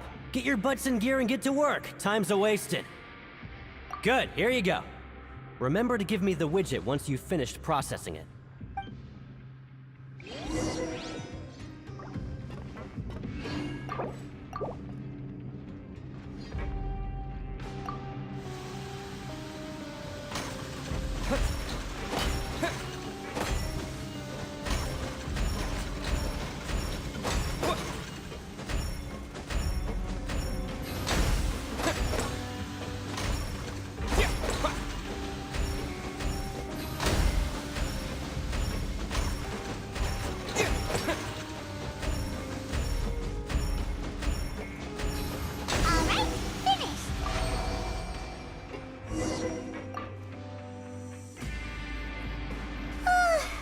I'm on speed. But after so many shifts, it seems we're really getting the hang of it now. Hey there, fellow shiftmates. I saw you finished your work, so I thought I'd come over and say hi. Oh, hey there! We've seen you before. Your assigned workspace is really close, isn't it? That's right. The name's Rowan. This past few days, I couldn't help but notice the new faces working nearby. I guess we were destined to meet. I've been working here for almost 15 years. Even the foreman, Grainville, always calls me Chief. Whoa, you've been working here a long time, Chief. If there's anything you'd like to know, just ask me. I know the work here in the production zone better than the back of my hand. All right, Chief. sure to come to you first. Did you just ask about the rules? Pretty sharp for newcomers. You've already heard about the rules, huh? Who'd you hear it from?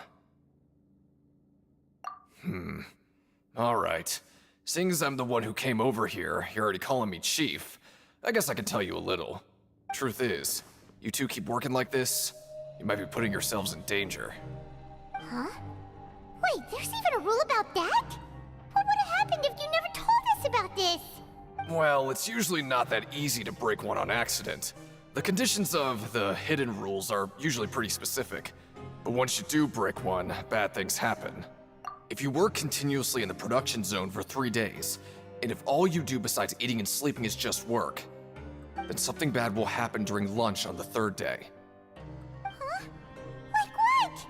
Oh, don't scare Paimon! If I knew that, then I wouldn't be standing here talking to you, now would I? You mean, even you have never tried working 3 days like that before? There's actually a legend about this rule. They say that there was a worker who worked way harder than me. He was both efficient and eager on the job, and most other workers couldn't hold a candle to him. One time, he tried to test his limits and worked as long as he could. Then during lunch on the 3rd day, he disappeared into thin air, as if he'd evaporated. Later, some people went and asked some of his past friends about him, but they said, never heard of the guy. What the? How could that happen? Unfortunately, we were assigned different production zones. I never saw for myself what he looked like. Wait, are you thinking that it was... Oh? You... Listen, kid. This ain't the kind of thing you should be curious about. Let me tell you, you're better off forgetting about it and looking after yourself. Now I kind of regret ever telling you. Yeah, I agree with Chief here. Do you really want to try? Alright, if you insist.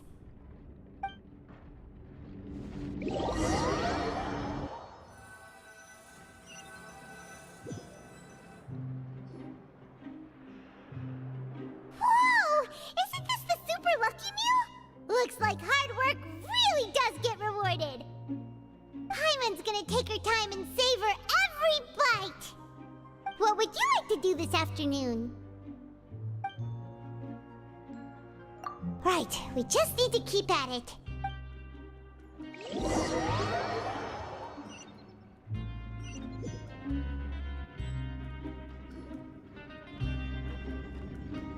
Look who decided to show up. Get your butts in gear and get to work. Time's a-wasting. Good, here you go.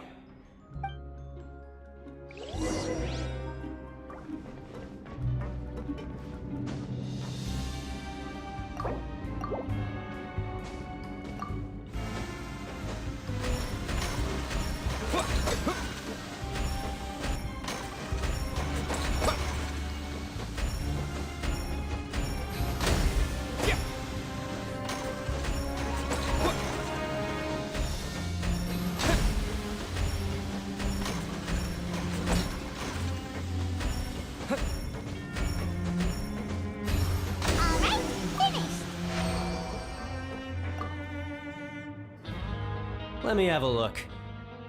Not bad. Right, here's your credit coupons. We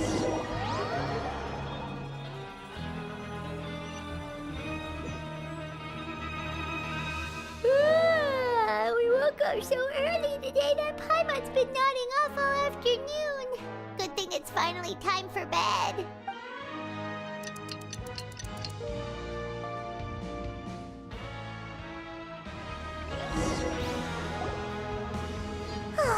The dawn of a new day. Paimon feels like we're getting used to life as convicts. Is that a good thing or a bad thing? What do you have planned for us?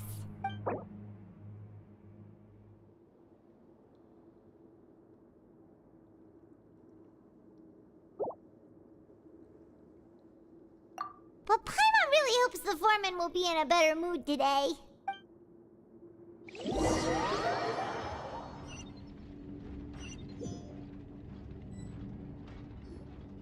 Look who decided to show up! Get your butts in gear and get to work. Time's a-wasting.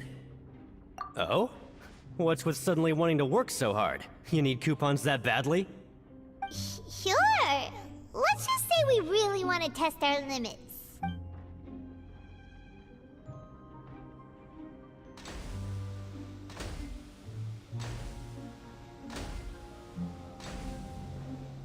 Nice! We did well today. Let's keep it up!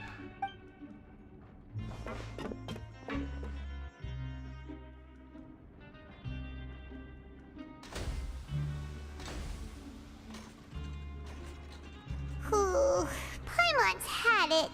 Who knew that processing these widgets would be so tiring?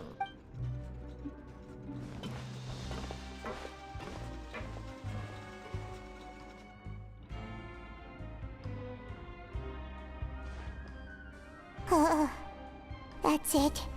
Paimon doesn't even have the energy to talk anymore. Is it?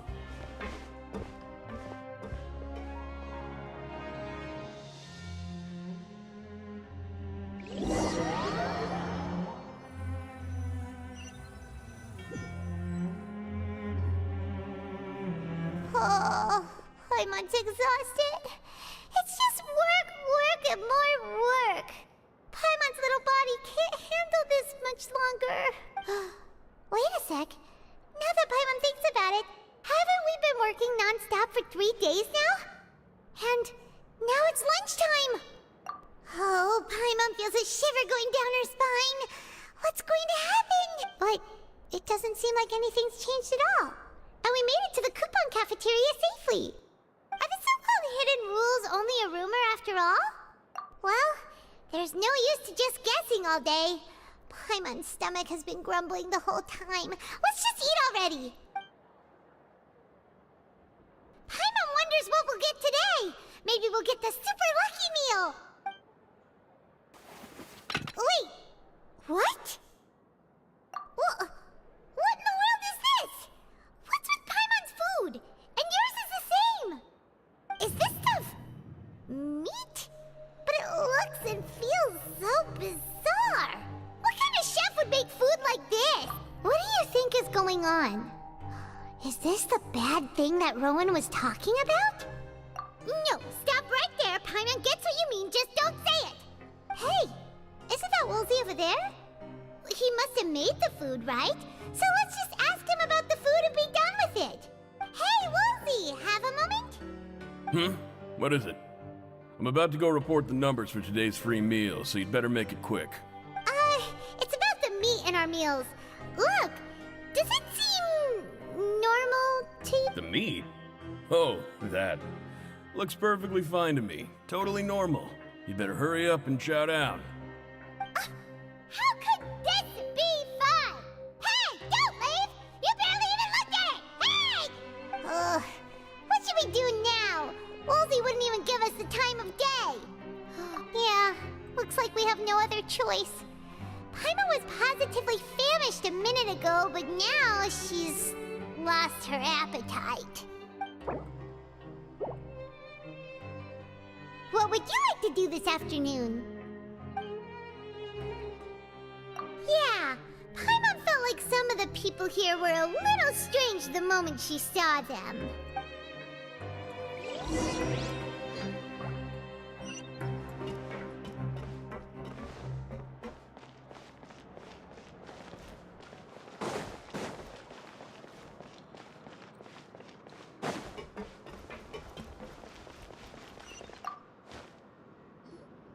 Oh, hello.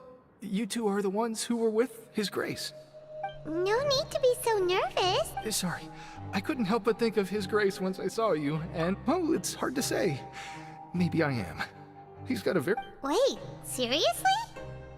Oh, I'm always indecisive, and I tend to make a mess of things. It's like a reflex. I just instantly start to tense up the moment I see a smart and capable person like His Grace. What? Please, don't say anything like that out loud. How could you possibly think something like that?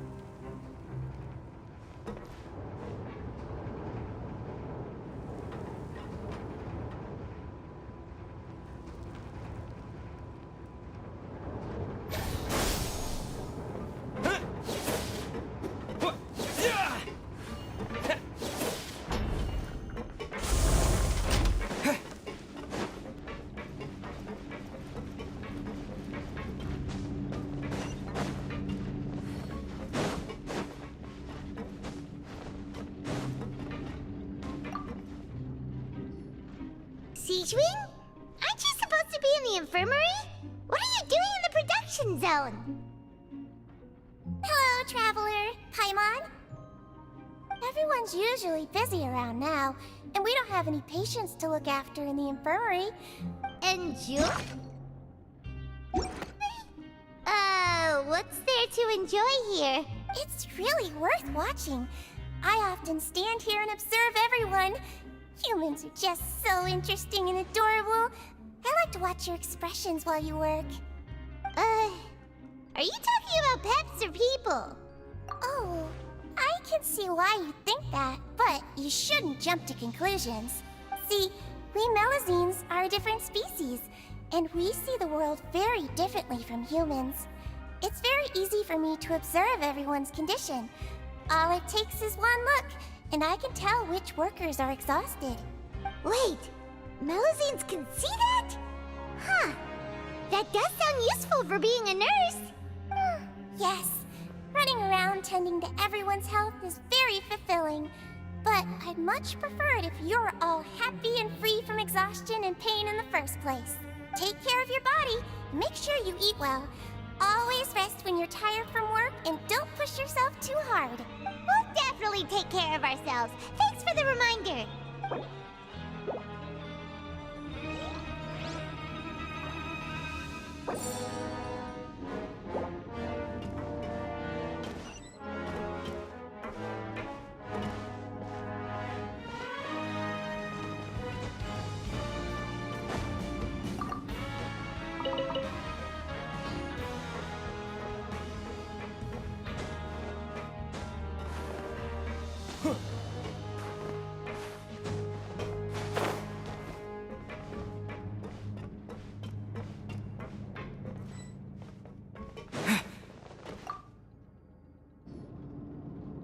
Hey!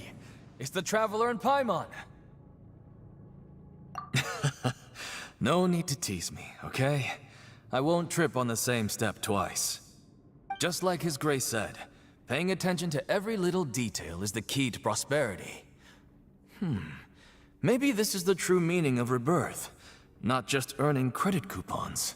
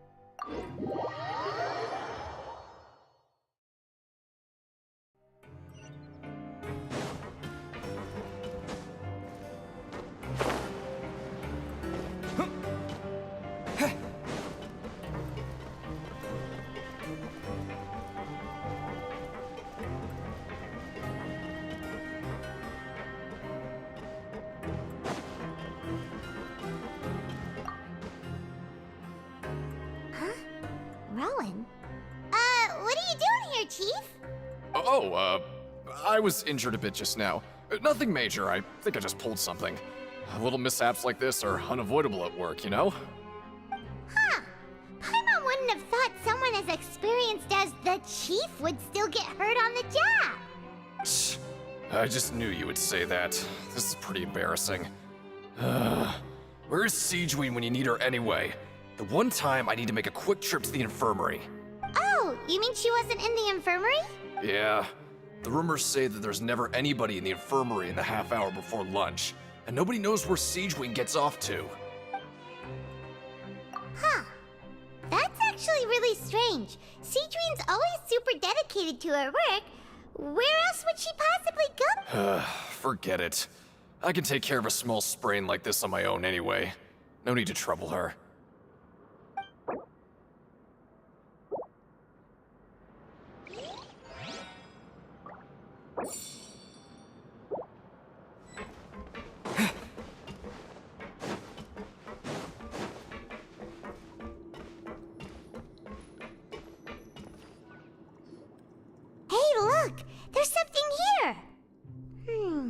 looks like a research notebook. That suspicious guy peeking into the infirmary just now. Is he a fan of Seedwing? He must have dropped this. Let Paimon read it real quick. The Melusine perceive the world very differently from humans. There are significant deviations. As a result, their sense of aesthetics and beauty is also very different from that of humans. This must be taken into consideration when giving gifts. Ooh, this all sounds pretty serious. He sure did his homework. And as for the notebook, let's take it.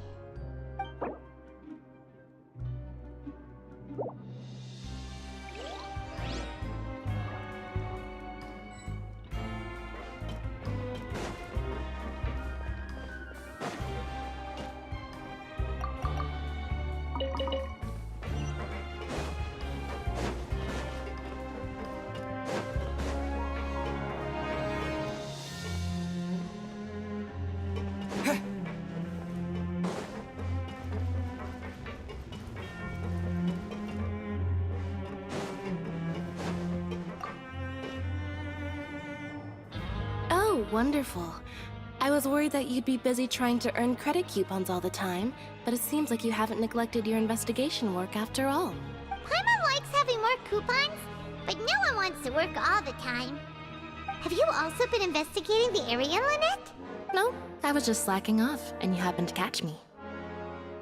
My brother is still obsessed with anything remotely related to the Forbidden Zone. But knowing him, it won't be long before we get more leads. Oh, before I forget, this is for you.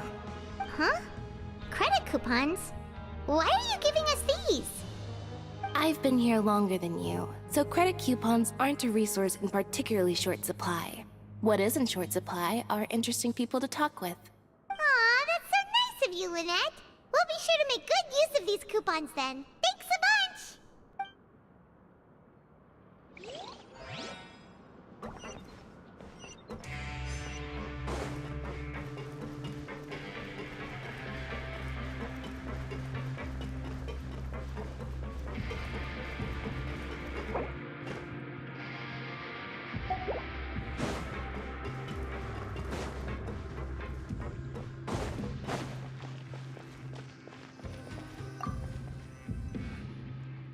Oh, you want to stop investigating and go rest?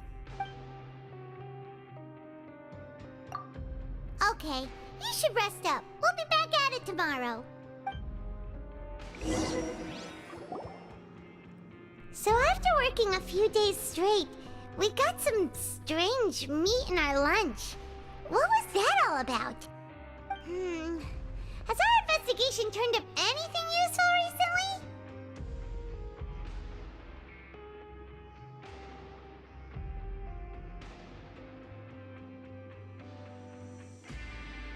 Really? Then it looks like that part of the investigation has hit a dead end.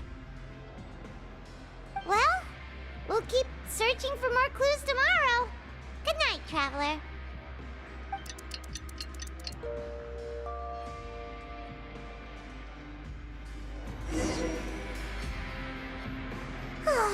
The dawn of a new day. Paimon feels like we're getting used to life as convicts. Is that a good thing or a bad thing? What do you have planned for us?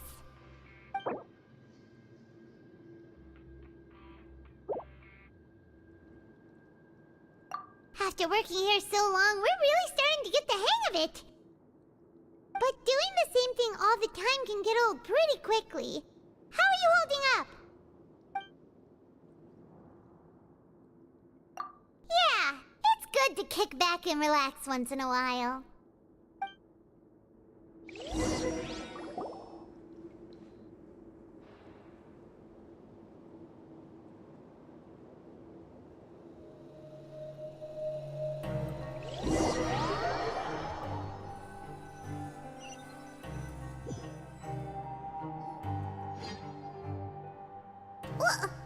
What is this garbage? Ooh, it looks disgusting! Oh, Paimon misses your cooking now. What would you like to do this afternoon? Sure! If we're not going to work, then let's kill some time at the Pancration Ring.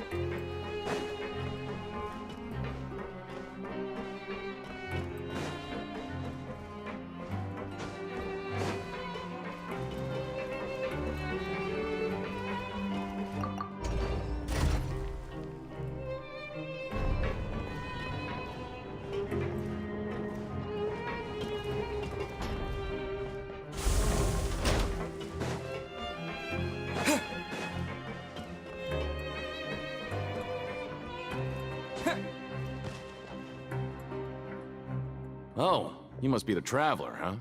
Sorry, mate, but competitors as strong as you are prohibited from participating. I don't make the rules, mind you, but I was given very specific instructions. Even convicts value their lives, don't they? I hope you can understand.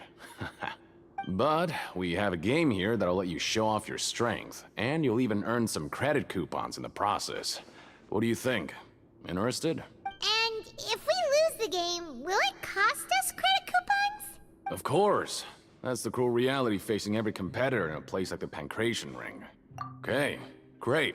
Let me walk you through the rules. The targets in front of you will pop up one after another. You'll need to hit the targets in the same order that they popped up. If you can complete a few rounds in a row with no mistakes, then you'll win credit coupons.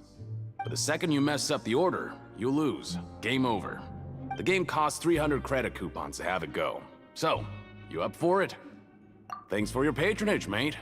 Now, let the game begin.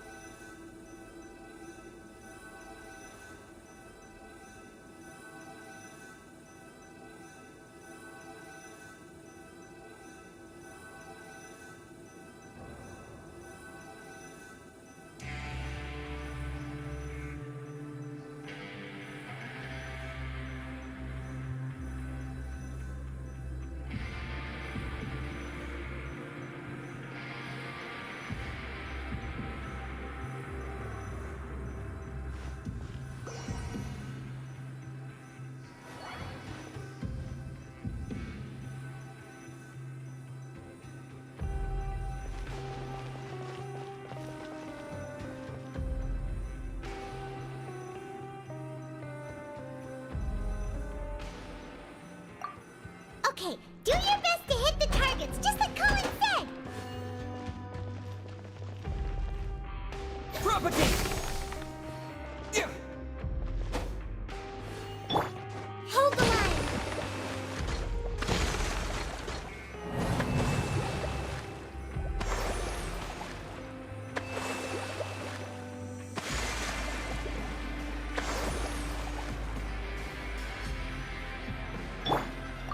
Okay, do your best to hit the targets, just like Colin said!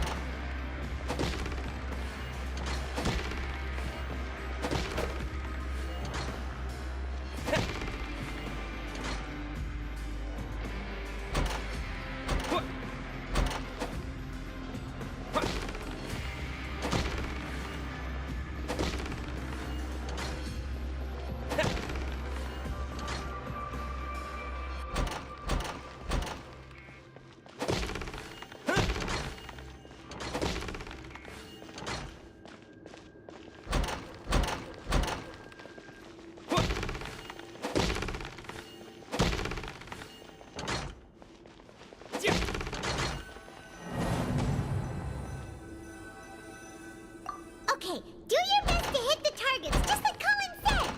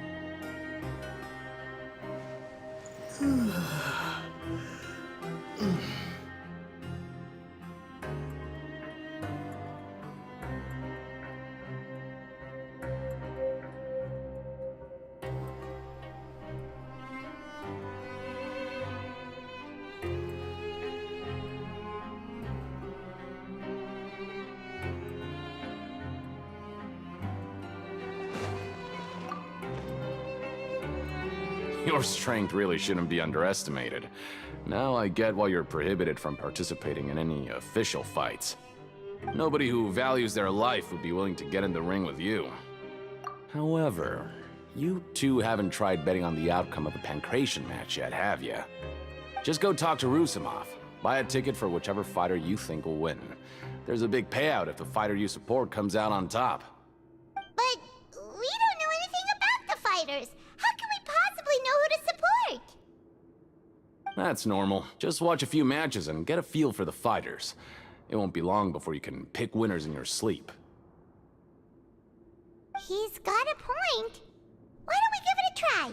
If we have enough coupons, we could probably bet at random until we figure everything out. Bet at random, huh? Well, how should I put it?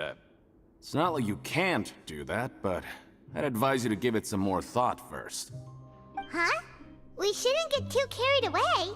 What's the problem? What? Never even picked a boxer before, and you already know about the rules? You're not just strong fighters. Seems you're pretty perceptive, too.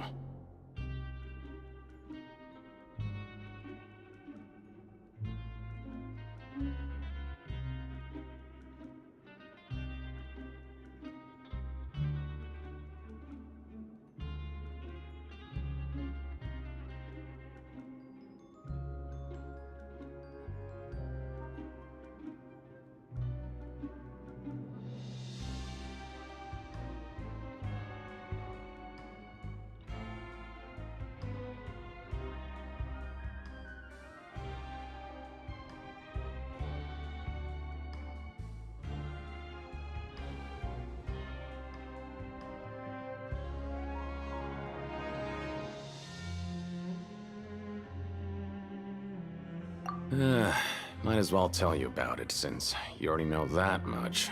Plus, I think you've got the potential to be one of my greatest customers. I think I can let you in a bit. Besides, I don't want to risk ever losing a customer like you. Is it that serious? Okay. The hidden rule here is, if you buy both boxers' tickets and support them both, something bad will happen the next morning. So the rule is that we we shouldn't pick both boxers in the same fight. But if anyone actually did that, wouldn't they be guaranteed to lose coupons? Who would do that anyway? And what do you mean by something bad will happen? How would I know? Not like I'm stupid enough to do that. But I've heard a story about the rule. According to the rumor, there was a masked boxer who possessed incredible skill and power. None of his opponents even stood a chance against him. However, in the final match, the organizers told him to take off his mask. He refused and never showed up to the fight. And after that, he was never seen again. Some say he died, or that he was taken care of by the event's organizers. But everyone remembers that he was someone who cherished honor above all else. In his eyes, supporting both boxers in a match would dishonor the competition itself. So you mean it's like a curse? He'll take vengeance on anyone who does that? No, he was always wearing a mask, like he was intentionally trying to hide his identity. I don't even know anything about his past. Traveler, do you think that boxer was... Huh? We will? You're not serious, are you? Look, here I was just trying to be nice and warn you, yet here you are trying to break it on purpose? Yeah, it sounds pretty scary to Paimon.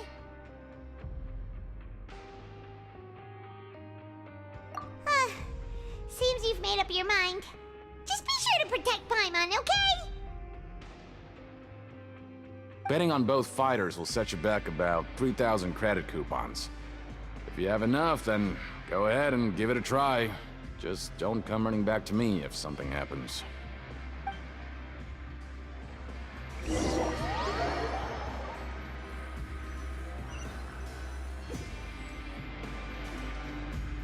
we had a productive day. Hope we can make even more progress tomorrow.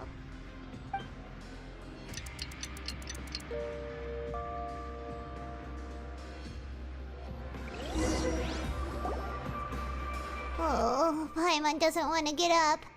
Paimon still feels completely exhausted from yesterday. What do you have planned for us?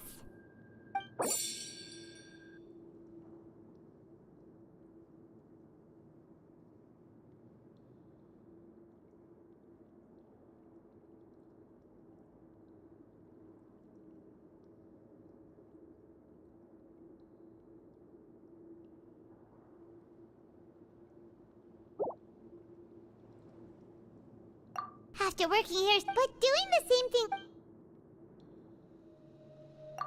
Yeah, it's good to kick back and relax once in a while.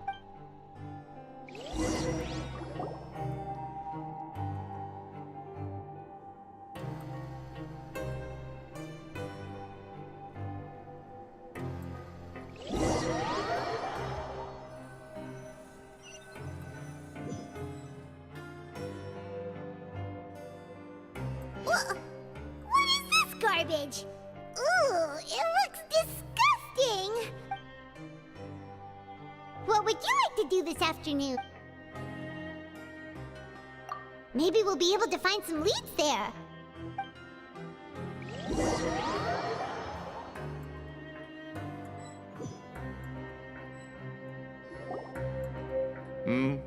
Are you two here to buy tickets? Better be quick about it. Another match is about to start. Who are the boxers in the next round? We have the reigning champ, Le Grappler, versus a contender from the Eastern Prison Block, Demon Horde. Are those their nicknames, or did they choose those names themselves? Either way, super weird. Since you're new around here, I'll help you out and give you a little suggestion. Even though Le Grappler is the crowd favorite, Demon Horde is a first-class dark horse with incredible potential. Anyway, for this match, I recommend that you pick... Huh? For both fighters? I could tell you're new to this, but I didn't think you were completely clueless. Maybe you don't quite understand the rules, no? Let me try to explain again for you more clearly. You see... Oh, no need. We're aware that we're going to lose coupons. All right then, if you're absolutely sure. Remember, no refunds once you buy the tickets. Yeah, we got it! Just shut up and take our coupons!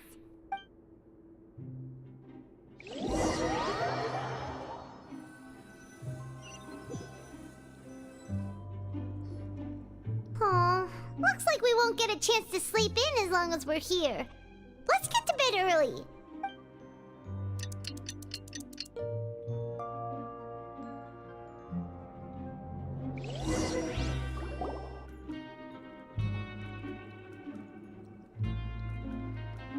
Hey, Traveler, Paimon.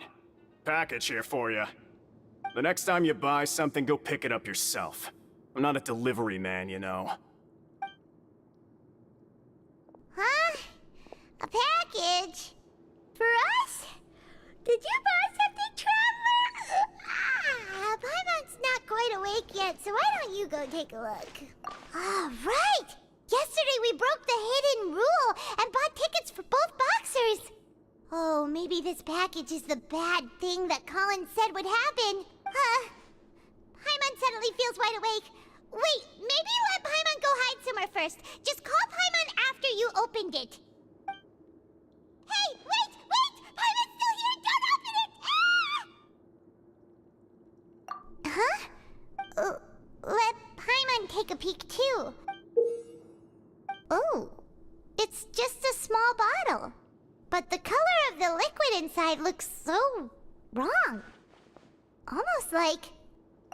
Alright, that's enough of that. No need to say it out loud. Paimon already knows what you're trying to say. Ugh, no way. Get that stuff away from Paimon. Paimon thinks we shouldn't open the bottle until we figured out what's going on. Just trust Paimon on this one, okay?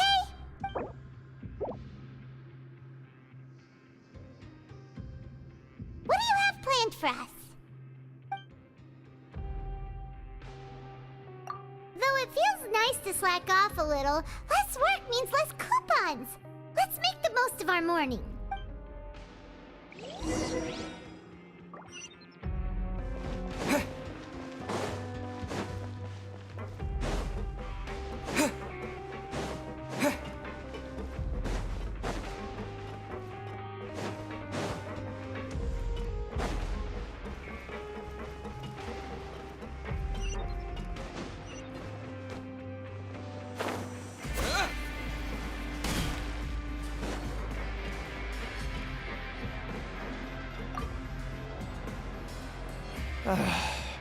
If there's no way to send it all out, maybe I'll never get a chance to leave.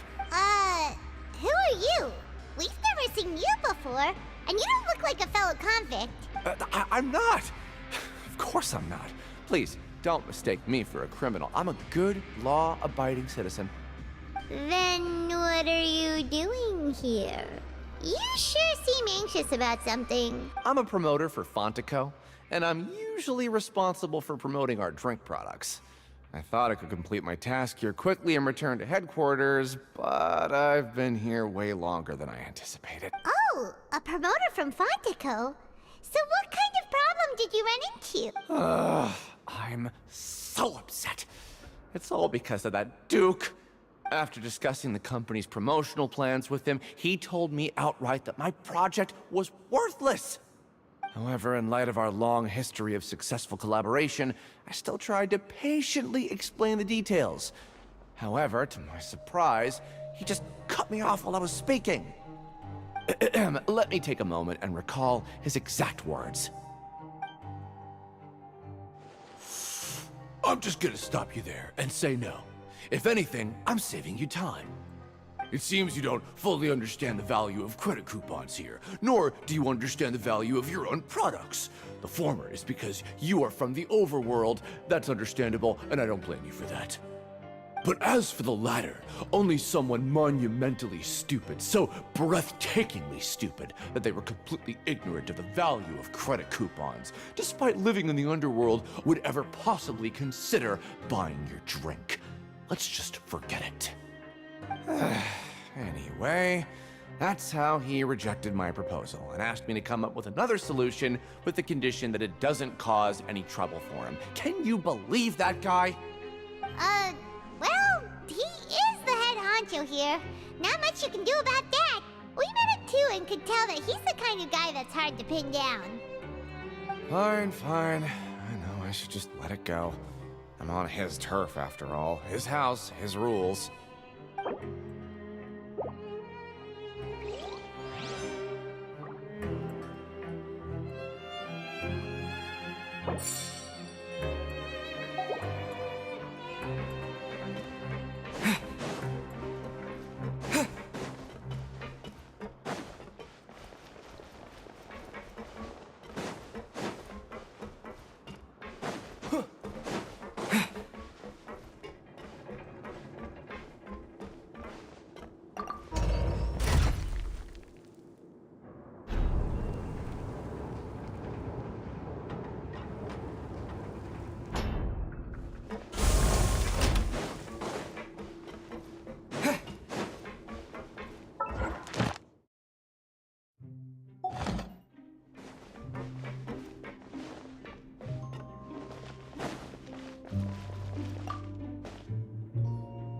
Hey, I heard you crazy fools really did it. You bought tickets to support both fighters, didn't ya? Well, did anything happen? Well, the next day we received a mysterious package, but we still haven't made any sense of the contents.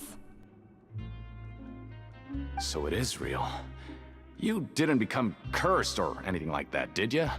Are you both still okay? Wait. Are you sure that it's still you controlling your bodies right now? Paimon's not sure. What do you think, Traveler? Is Paimon still Paimon? Oh, okay. Well, that's good. Yeah, you two don't seem to have changed at all. But I wouldn't let your guard down just yet. Still, I didn't expect you would actually do it. You'd actually throw away coupons like that just to satisfy your curiosity? Even if we bought tickets like everybody else, it's not like we could hope to earn any coupons. When it comes to things like this, it's always the organizer who makes the real profits. Hey, just what are you trying to imply? The Pancration Ring is an honest business, and we really don't make much from selling tickets. We make so little that even the current tournaments can only be held thanks to funding from the producer of Fanta. Oh, so it's the company that manufactures Fanta sponsoring the events? Paimon thought all of this was thanks to the Duke's support. Let's just say it's a mutually beneficial arrangement. They reached out to us first, hoping to promote Fanta products in the Forges of Meropide.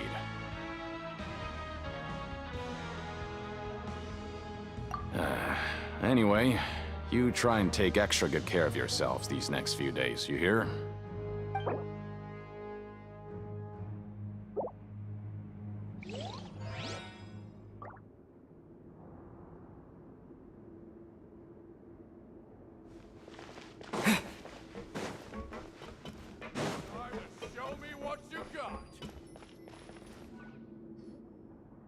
Hey, what are these papers scattered all over the ground?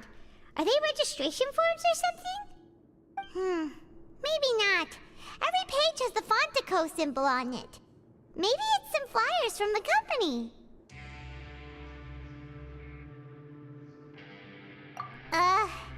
Okay. But if someone catches us, they could accuse us of trying to steal the company's secrets, couldn't they? Oh, you're right. Guess there's nothing to worry about then. Let Paimon have a look here. Without assistance from the Fontaine Research Institute, development of the new product has been slow, and some researchers on the project have voiced concerns. We have no choice but to let the new product undergo the first phase of promotional trials without a designated name or packaging. We will adjust the direction of future development according to feedback. We have decided to only conduct closed, small-scale trials for the time being. Sure doesn't seem like anything unusual. The company is just trying to develop some new products besides Fanta. But it sounds like things aren't going well at all. Let's put these papers back where we found them and make it look like nobody went through them. Okay, good.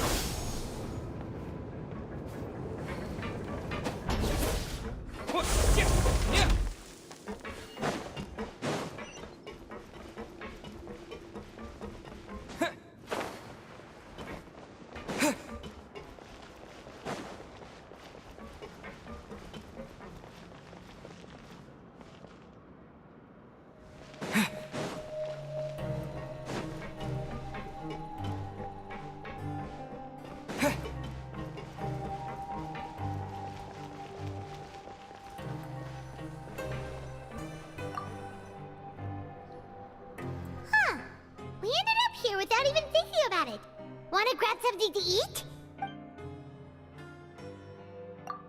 Alright, but remember that we bought this time with coupons, so let's make better use of it next time.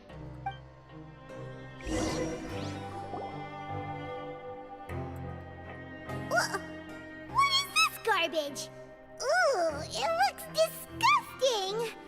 Oh, Paimon misses your cooking now.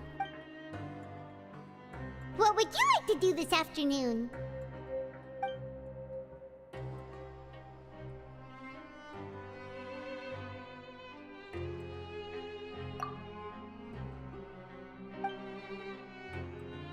Seems you're really getting the hang of things at the Pancration Ring now. But just playing the same game over and over? It's getting kinda tiring. Yeah, why don't we have Collins lower the difficulty a little? You know, so we can just breeze through each level.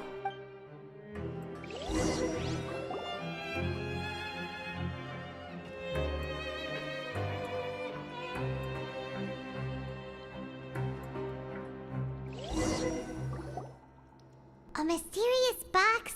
A bottle of crimson liquid? Paimon still doesn't know what to make of it. Do you have any ideas, Traveler? Really? Then it looks like that part of the investigation led us nowhere. Well, maybe we'll have better luck tomorrow. Good night, Traveler.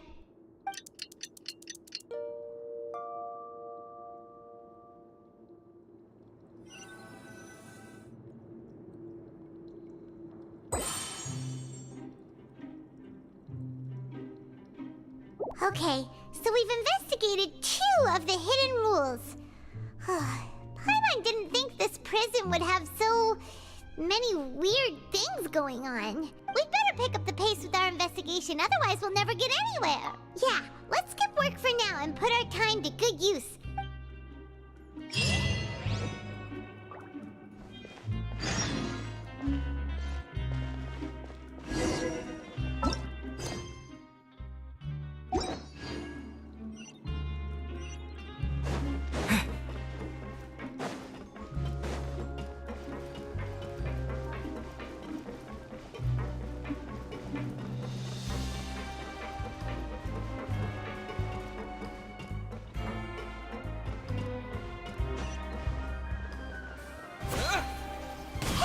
Isn't that Vidoc over there?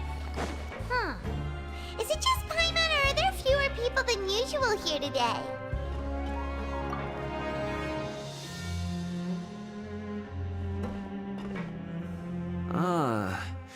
Seeing you at this time must mean you've already saved up a lot of credit coupons.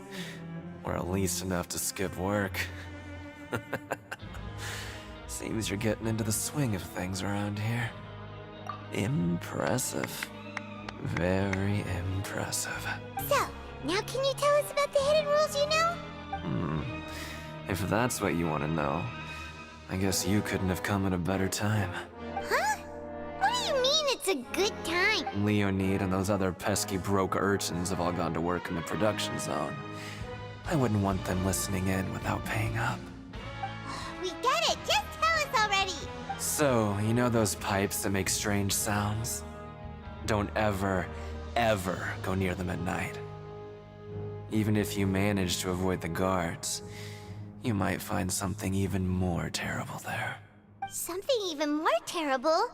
Like what? A group of cannibals. Cannibals? In the Fortress of Meripede? Every month, they meet a few times in the dead of night. Rumor has it they might be connected to the people that have disappeared here. But what's even scarier is that they have a special proclivity. Since they have no way to dispose of the leftover remains, they have ways to transform them into other forms and keep them in the fortress forever. Paimon might already know what you mean by other forms. So that's what's going on here. Oh, Paimon's stomach doesn't feel so good. You two look pretty skeptical. No, Matt, I've got things to do too. I suggest you just act like I never told you anything. Traveler, can we just trust him on this one? Oh, Paimon blood and flesh entombed here for all eternity?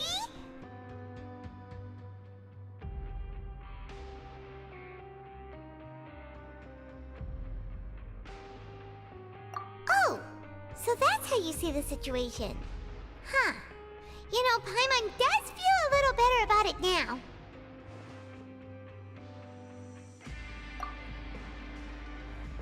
When will all the secrets end?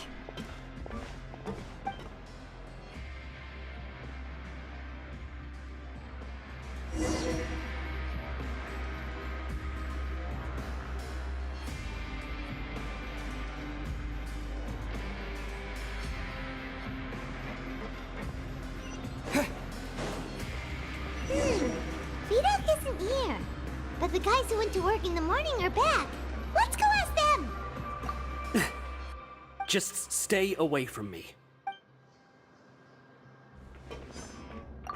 What? What are you saying? You shouldn't go around saying stuff like that.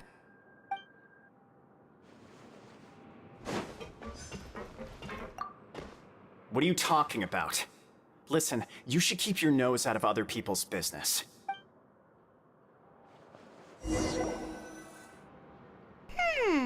Their attitude sure is suspicious. Like they're trying to avoid us. But if they're being so obvious about acting weirdly, do you think they might just be trying to lure us in? Oh, this is all getting way too creepy for Paimon. So you mean we still need to investigate some more? Okay, if you say so.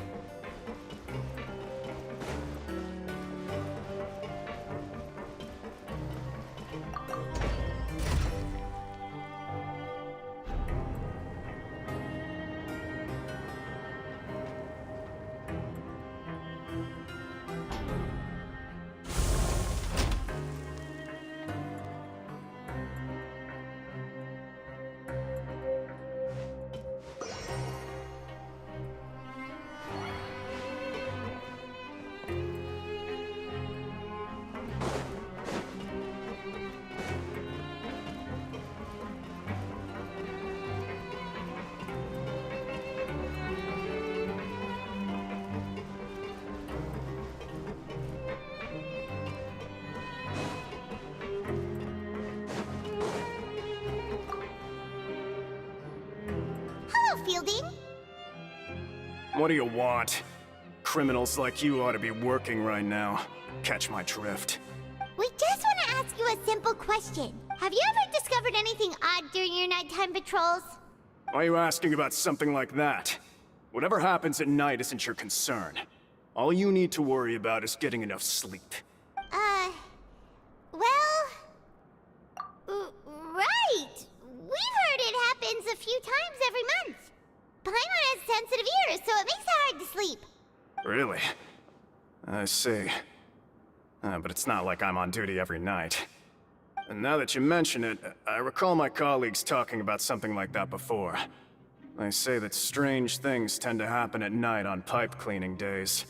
Lots of us don't willingly take those shifts. So, what happens at night on pipe cleaning days? They just conduct regular cleaning of the fortress's drainage facilities. There are 3 pipe cleaning days per month, and it just so happens that today is one of the scheduled days. You can try to confirm the sounds tonight if you want, and if they're real, then I can report the issue to my superiors for you. Oh, okay. Then we'll keep both ears out tonight. If that's all, then I'll be leaving now. I advise you not to try anything funny, though. Even if I'm not on duty tonight, someone will still be watching you. Don't worry, we don't want any time added to our sentences. Oh, he left. So what do you think about the pipe cleaning days he mentioned? Right, both are a possibility. But Fielding did say that tonight is a cleaning night. Paimon knew you would say that. Alright, sounds like we'll be up all night tonight then.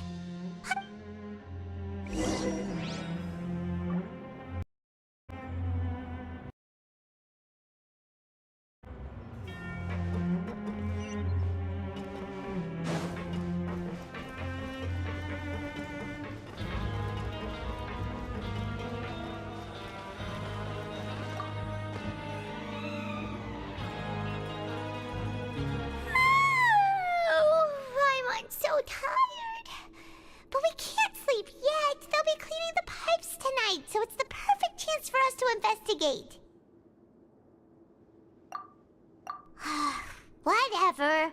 Just be sure to wake Paimon if she dozes off. Paimon's worried something might happen if you go alone. Huh? Traveler? Did you fall asleep already?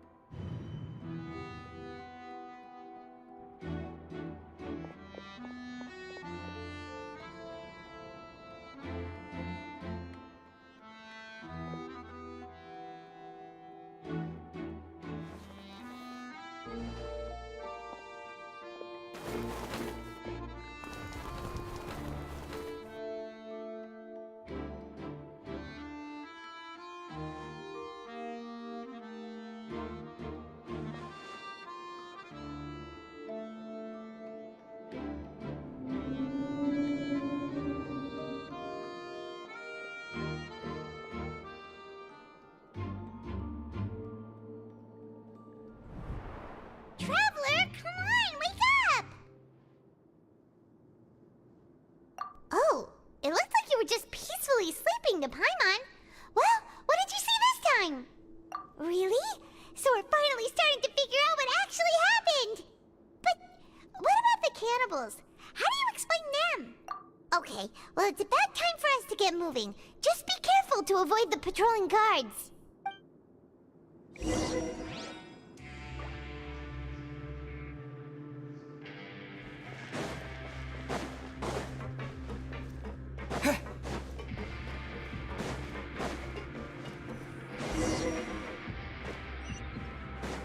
Shh! Careful! We'll get in trouble if the guards catch us.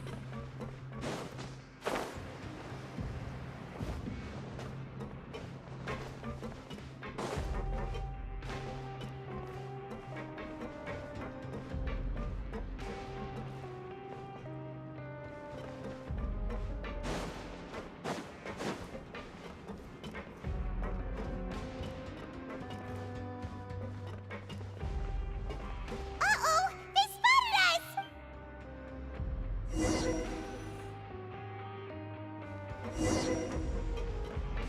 Shh! Careful! We'll get in trouble if the guards catch us.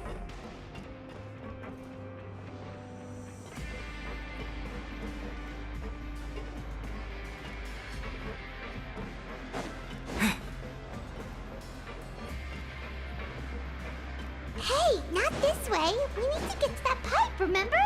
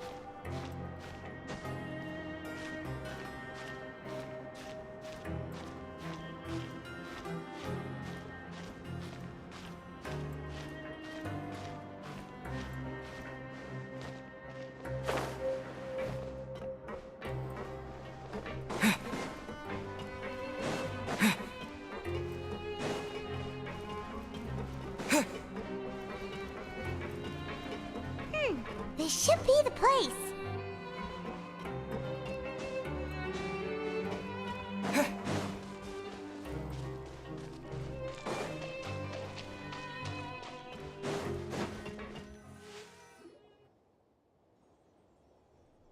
What? I know you. You were the ones we saw. Huh. You've got guts showing up here. You know who we are, right? You'd better leave now. Ain't nobody coming here to save you. What'd you say? Yeah, so what if they were? If you push us, we can make those rumors a reality at any time. Hey, what's the point of all those rumors anyway? What exactly are you trying to do? I don't have to tell you anything. If you turn around, go back to the dormitories, and act like you never saw anything, then I'll pretend that you never showed up here. Yeah, scram. Nothing worth seeing here. Huh? What did you say? Isn't that exactly what Boss said when he left? Hey, do you know our boss? Whoa. We had no idea our boss was such a big deal. He always kept his identity a secret. So, did he have you come here to find us? Oh, so your child's crew here? Seems like he had no problem fitting in. We're the only ones who heard him say those words when he left that night. So unless he somehow told you those exact same words after that... All right. I guess that's proof enough for me. I believe you. Wow, those dreams of yours sure come in handy. We gave him the business for a while, and would always give him a hard time when he first came to the fortress of Maripede. But here in the fortress, the strong will always earn respect. He was working the longest hours and racking up wins in the Pancration Ring. You could always see how amazing he was, even when he was teaching us a lesson. So eventually, we all decided to follow him. But one day, he suddenly told us that he had to find a way to escape this place, no matter the cost. He said it was because he heard that call again. And as his crew, if the boss wants something, then it's our job to get it done. So, we got to work, and used the hidden rules that were here to make up and spread the rumor about the cannibal rule. We just wanted to give him a better chance of escaping on a night after the pipes had been cleaned. Oh, thanks to your rumor, nobody would want to come anywhere near here, prisoner or guard. Wow, it sure is easy to exploit people's fear of the unknown. But hasn't Child already escaped? Why are you all still coming here after pipe cleaning day? Because as far as we know, the pipe he went into isn't actually an exit. It should be a dead end. It leads to an abandoned factory area, and even if there were a way to escape from there into the sea, we're still way too deep. No one could ever reach the surface alive. But Boss still insisted on going in. It's like he was obsessed about it. So we told him that we'd pretend as if he never existed while he was gone. And that if he wanted to come back, he should wait for nighttime on a pipe cleaning day. That way, we could meet him here and help cover the whole thing up. So you come and wait here through the night a few times a month just because of that promise? Yeah, but it's been so long now. We already know in our hearts that he must have managed to escape somehow. Is it also possible that something unfortunate happened to him? Nothing could ever defeat Boss or slow him down. It's one thing we know for sure. Okay. Paimon was just brainstorming possibilities. All right. Keep quiet and follow us.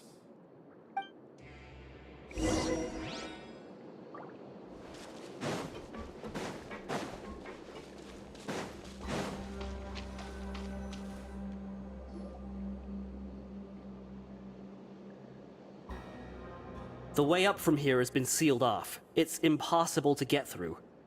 Boss left by going down from here. It wasn't full of water at the time. Later, we came back hoping to have a look. That's when we found out it had been completely flooded. It's impossible to navigate unless you're an extremely skilled diver. Do you think Child got trapped by the water? Not likely. We all know that Boss was an incredible swimmer. Really? Then have him come investigate, pronto. Just be sure to tell us if you get any news about Boss. It's getting late. We should leave before the guards come this way. Yeah, we learned a lot about what happened to Child here. Let's get going!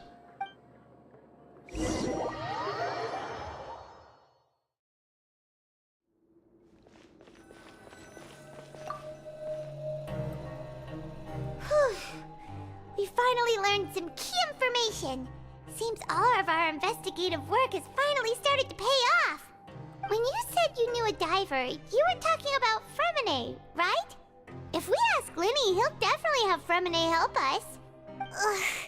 Why is Child like this? What was he doing going into the pipes? Not making our jobs easier, that's for sure. Fortunately, though, it seems like it's only a matter of time now before we find out what really happened. Now that we can finally relax, I'm starting to feel super sleepy. Let's try to get some...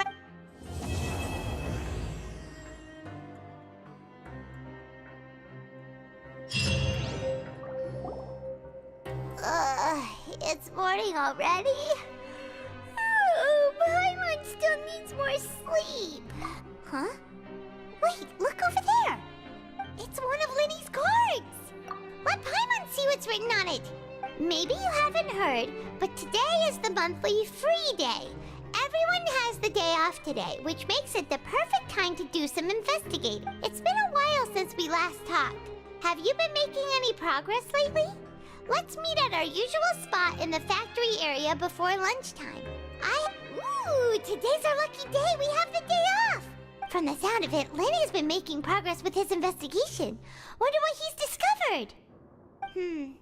We still have some time before we meet up. Let's talk with the people here for a bit more before we go.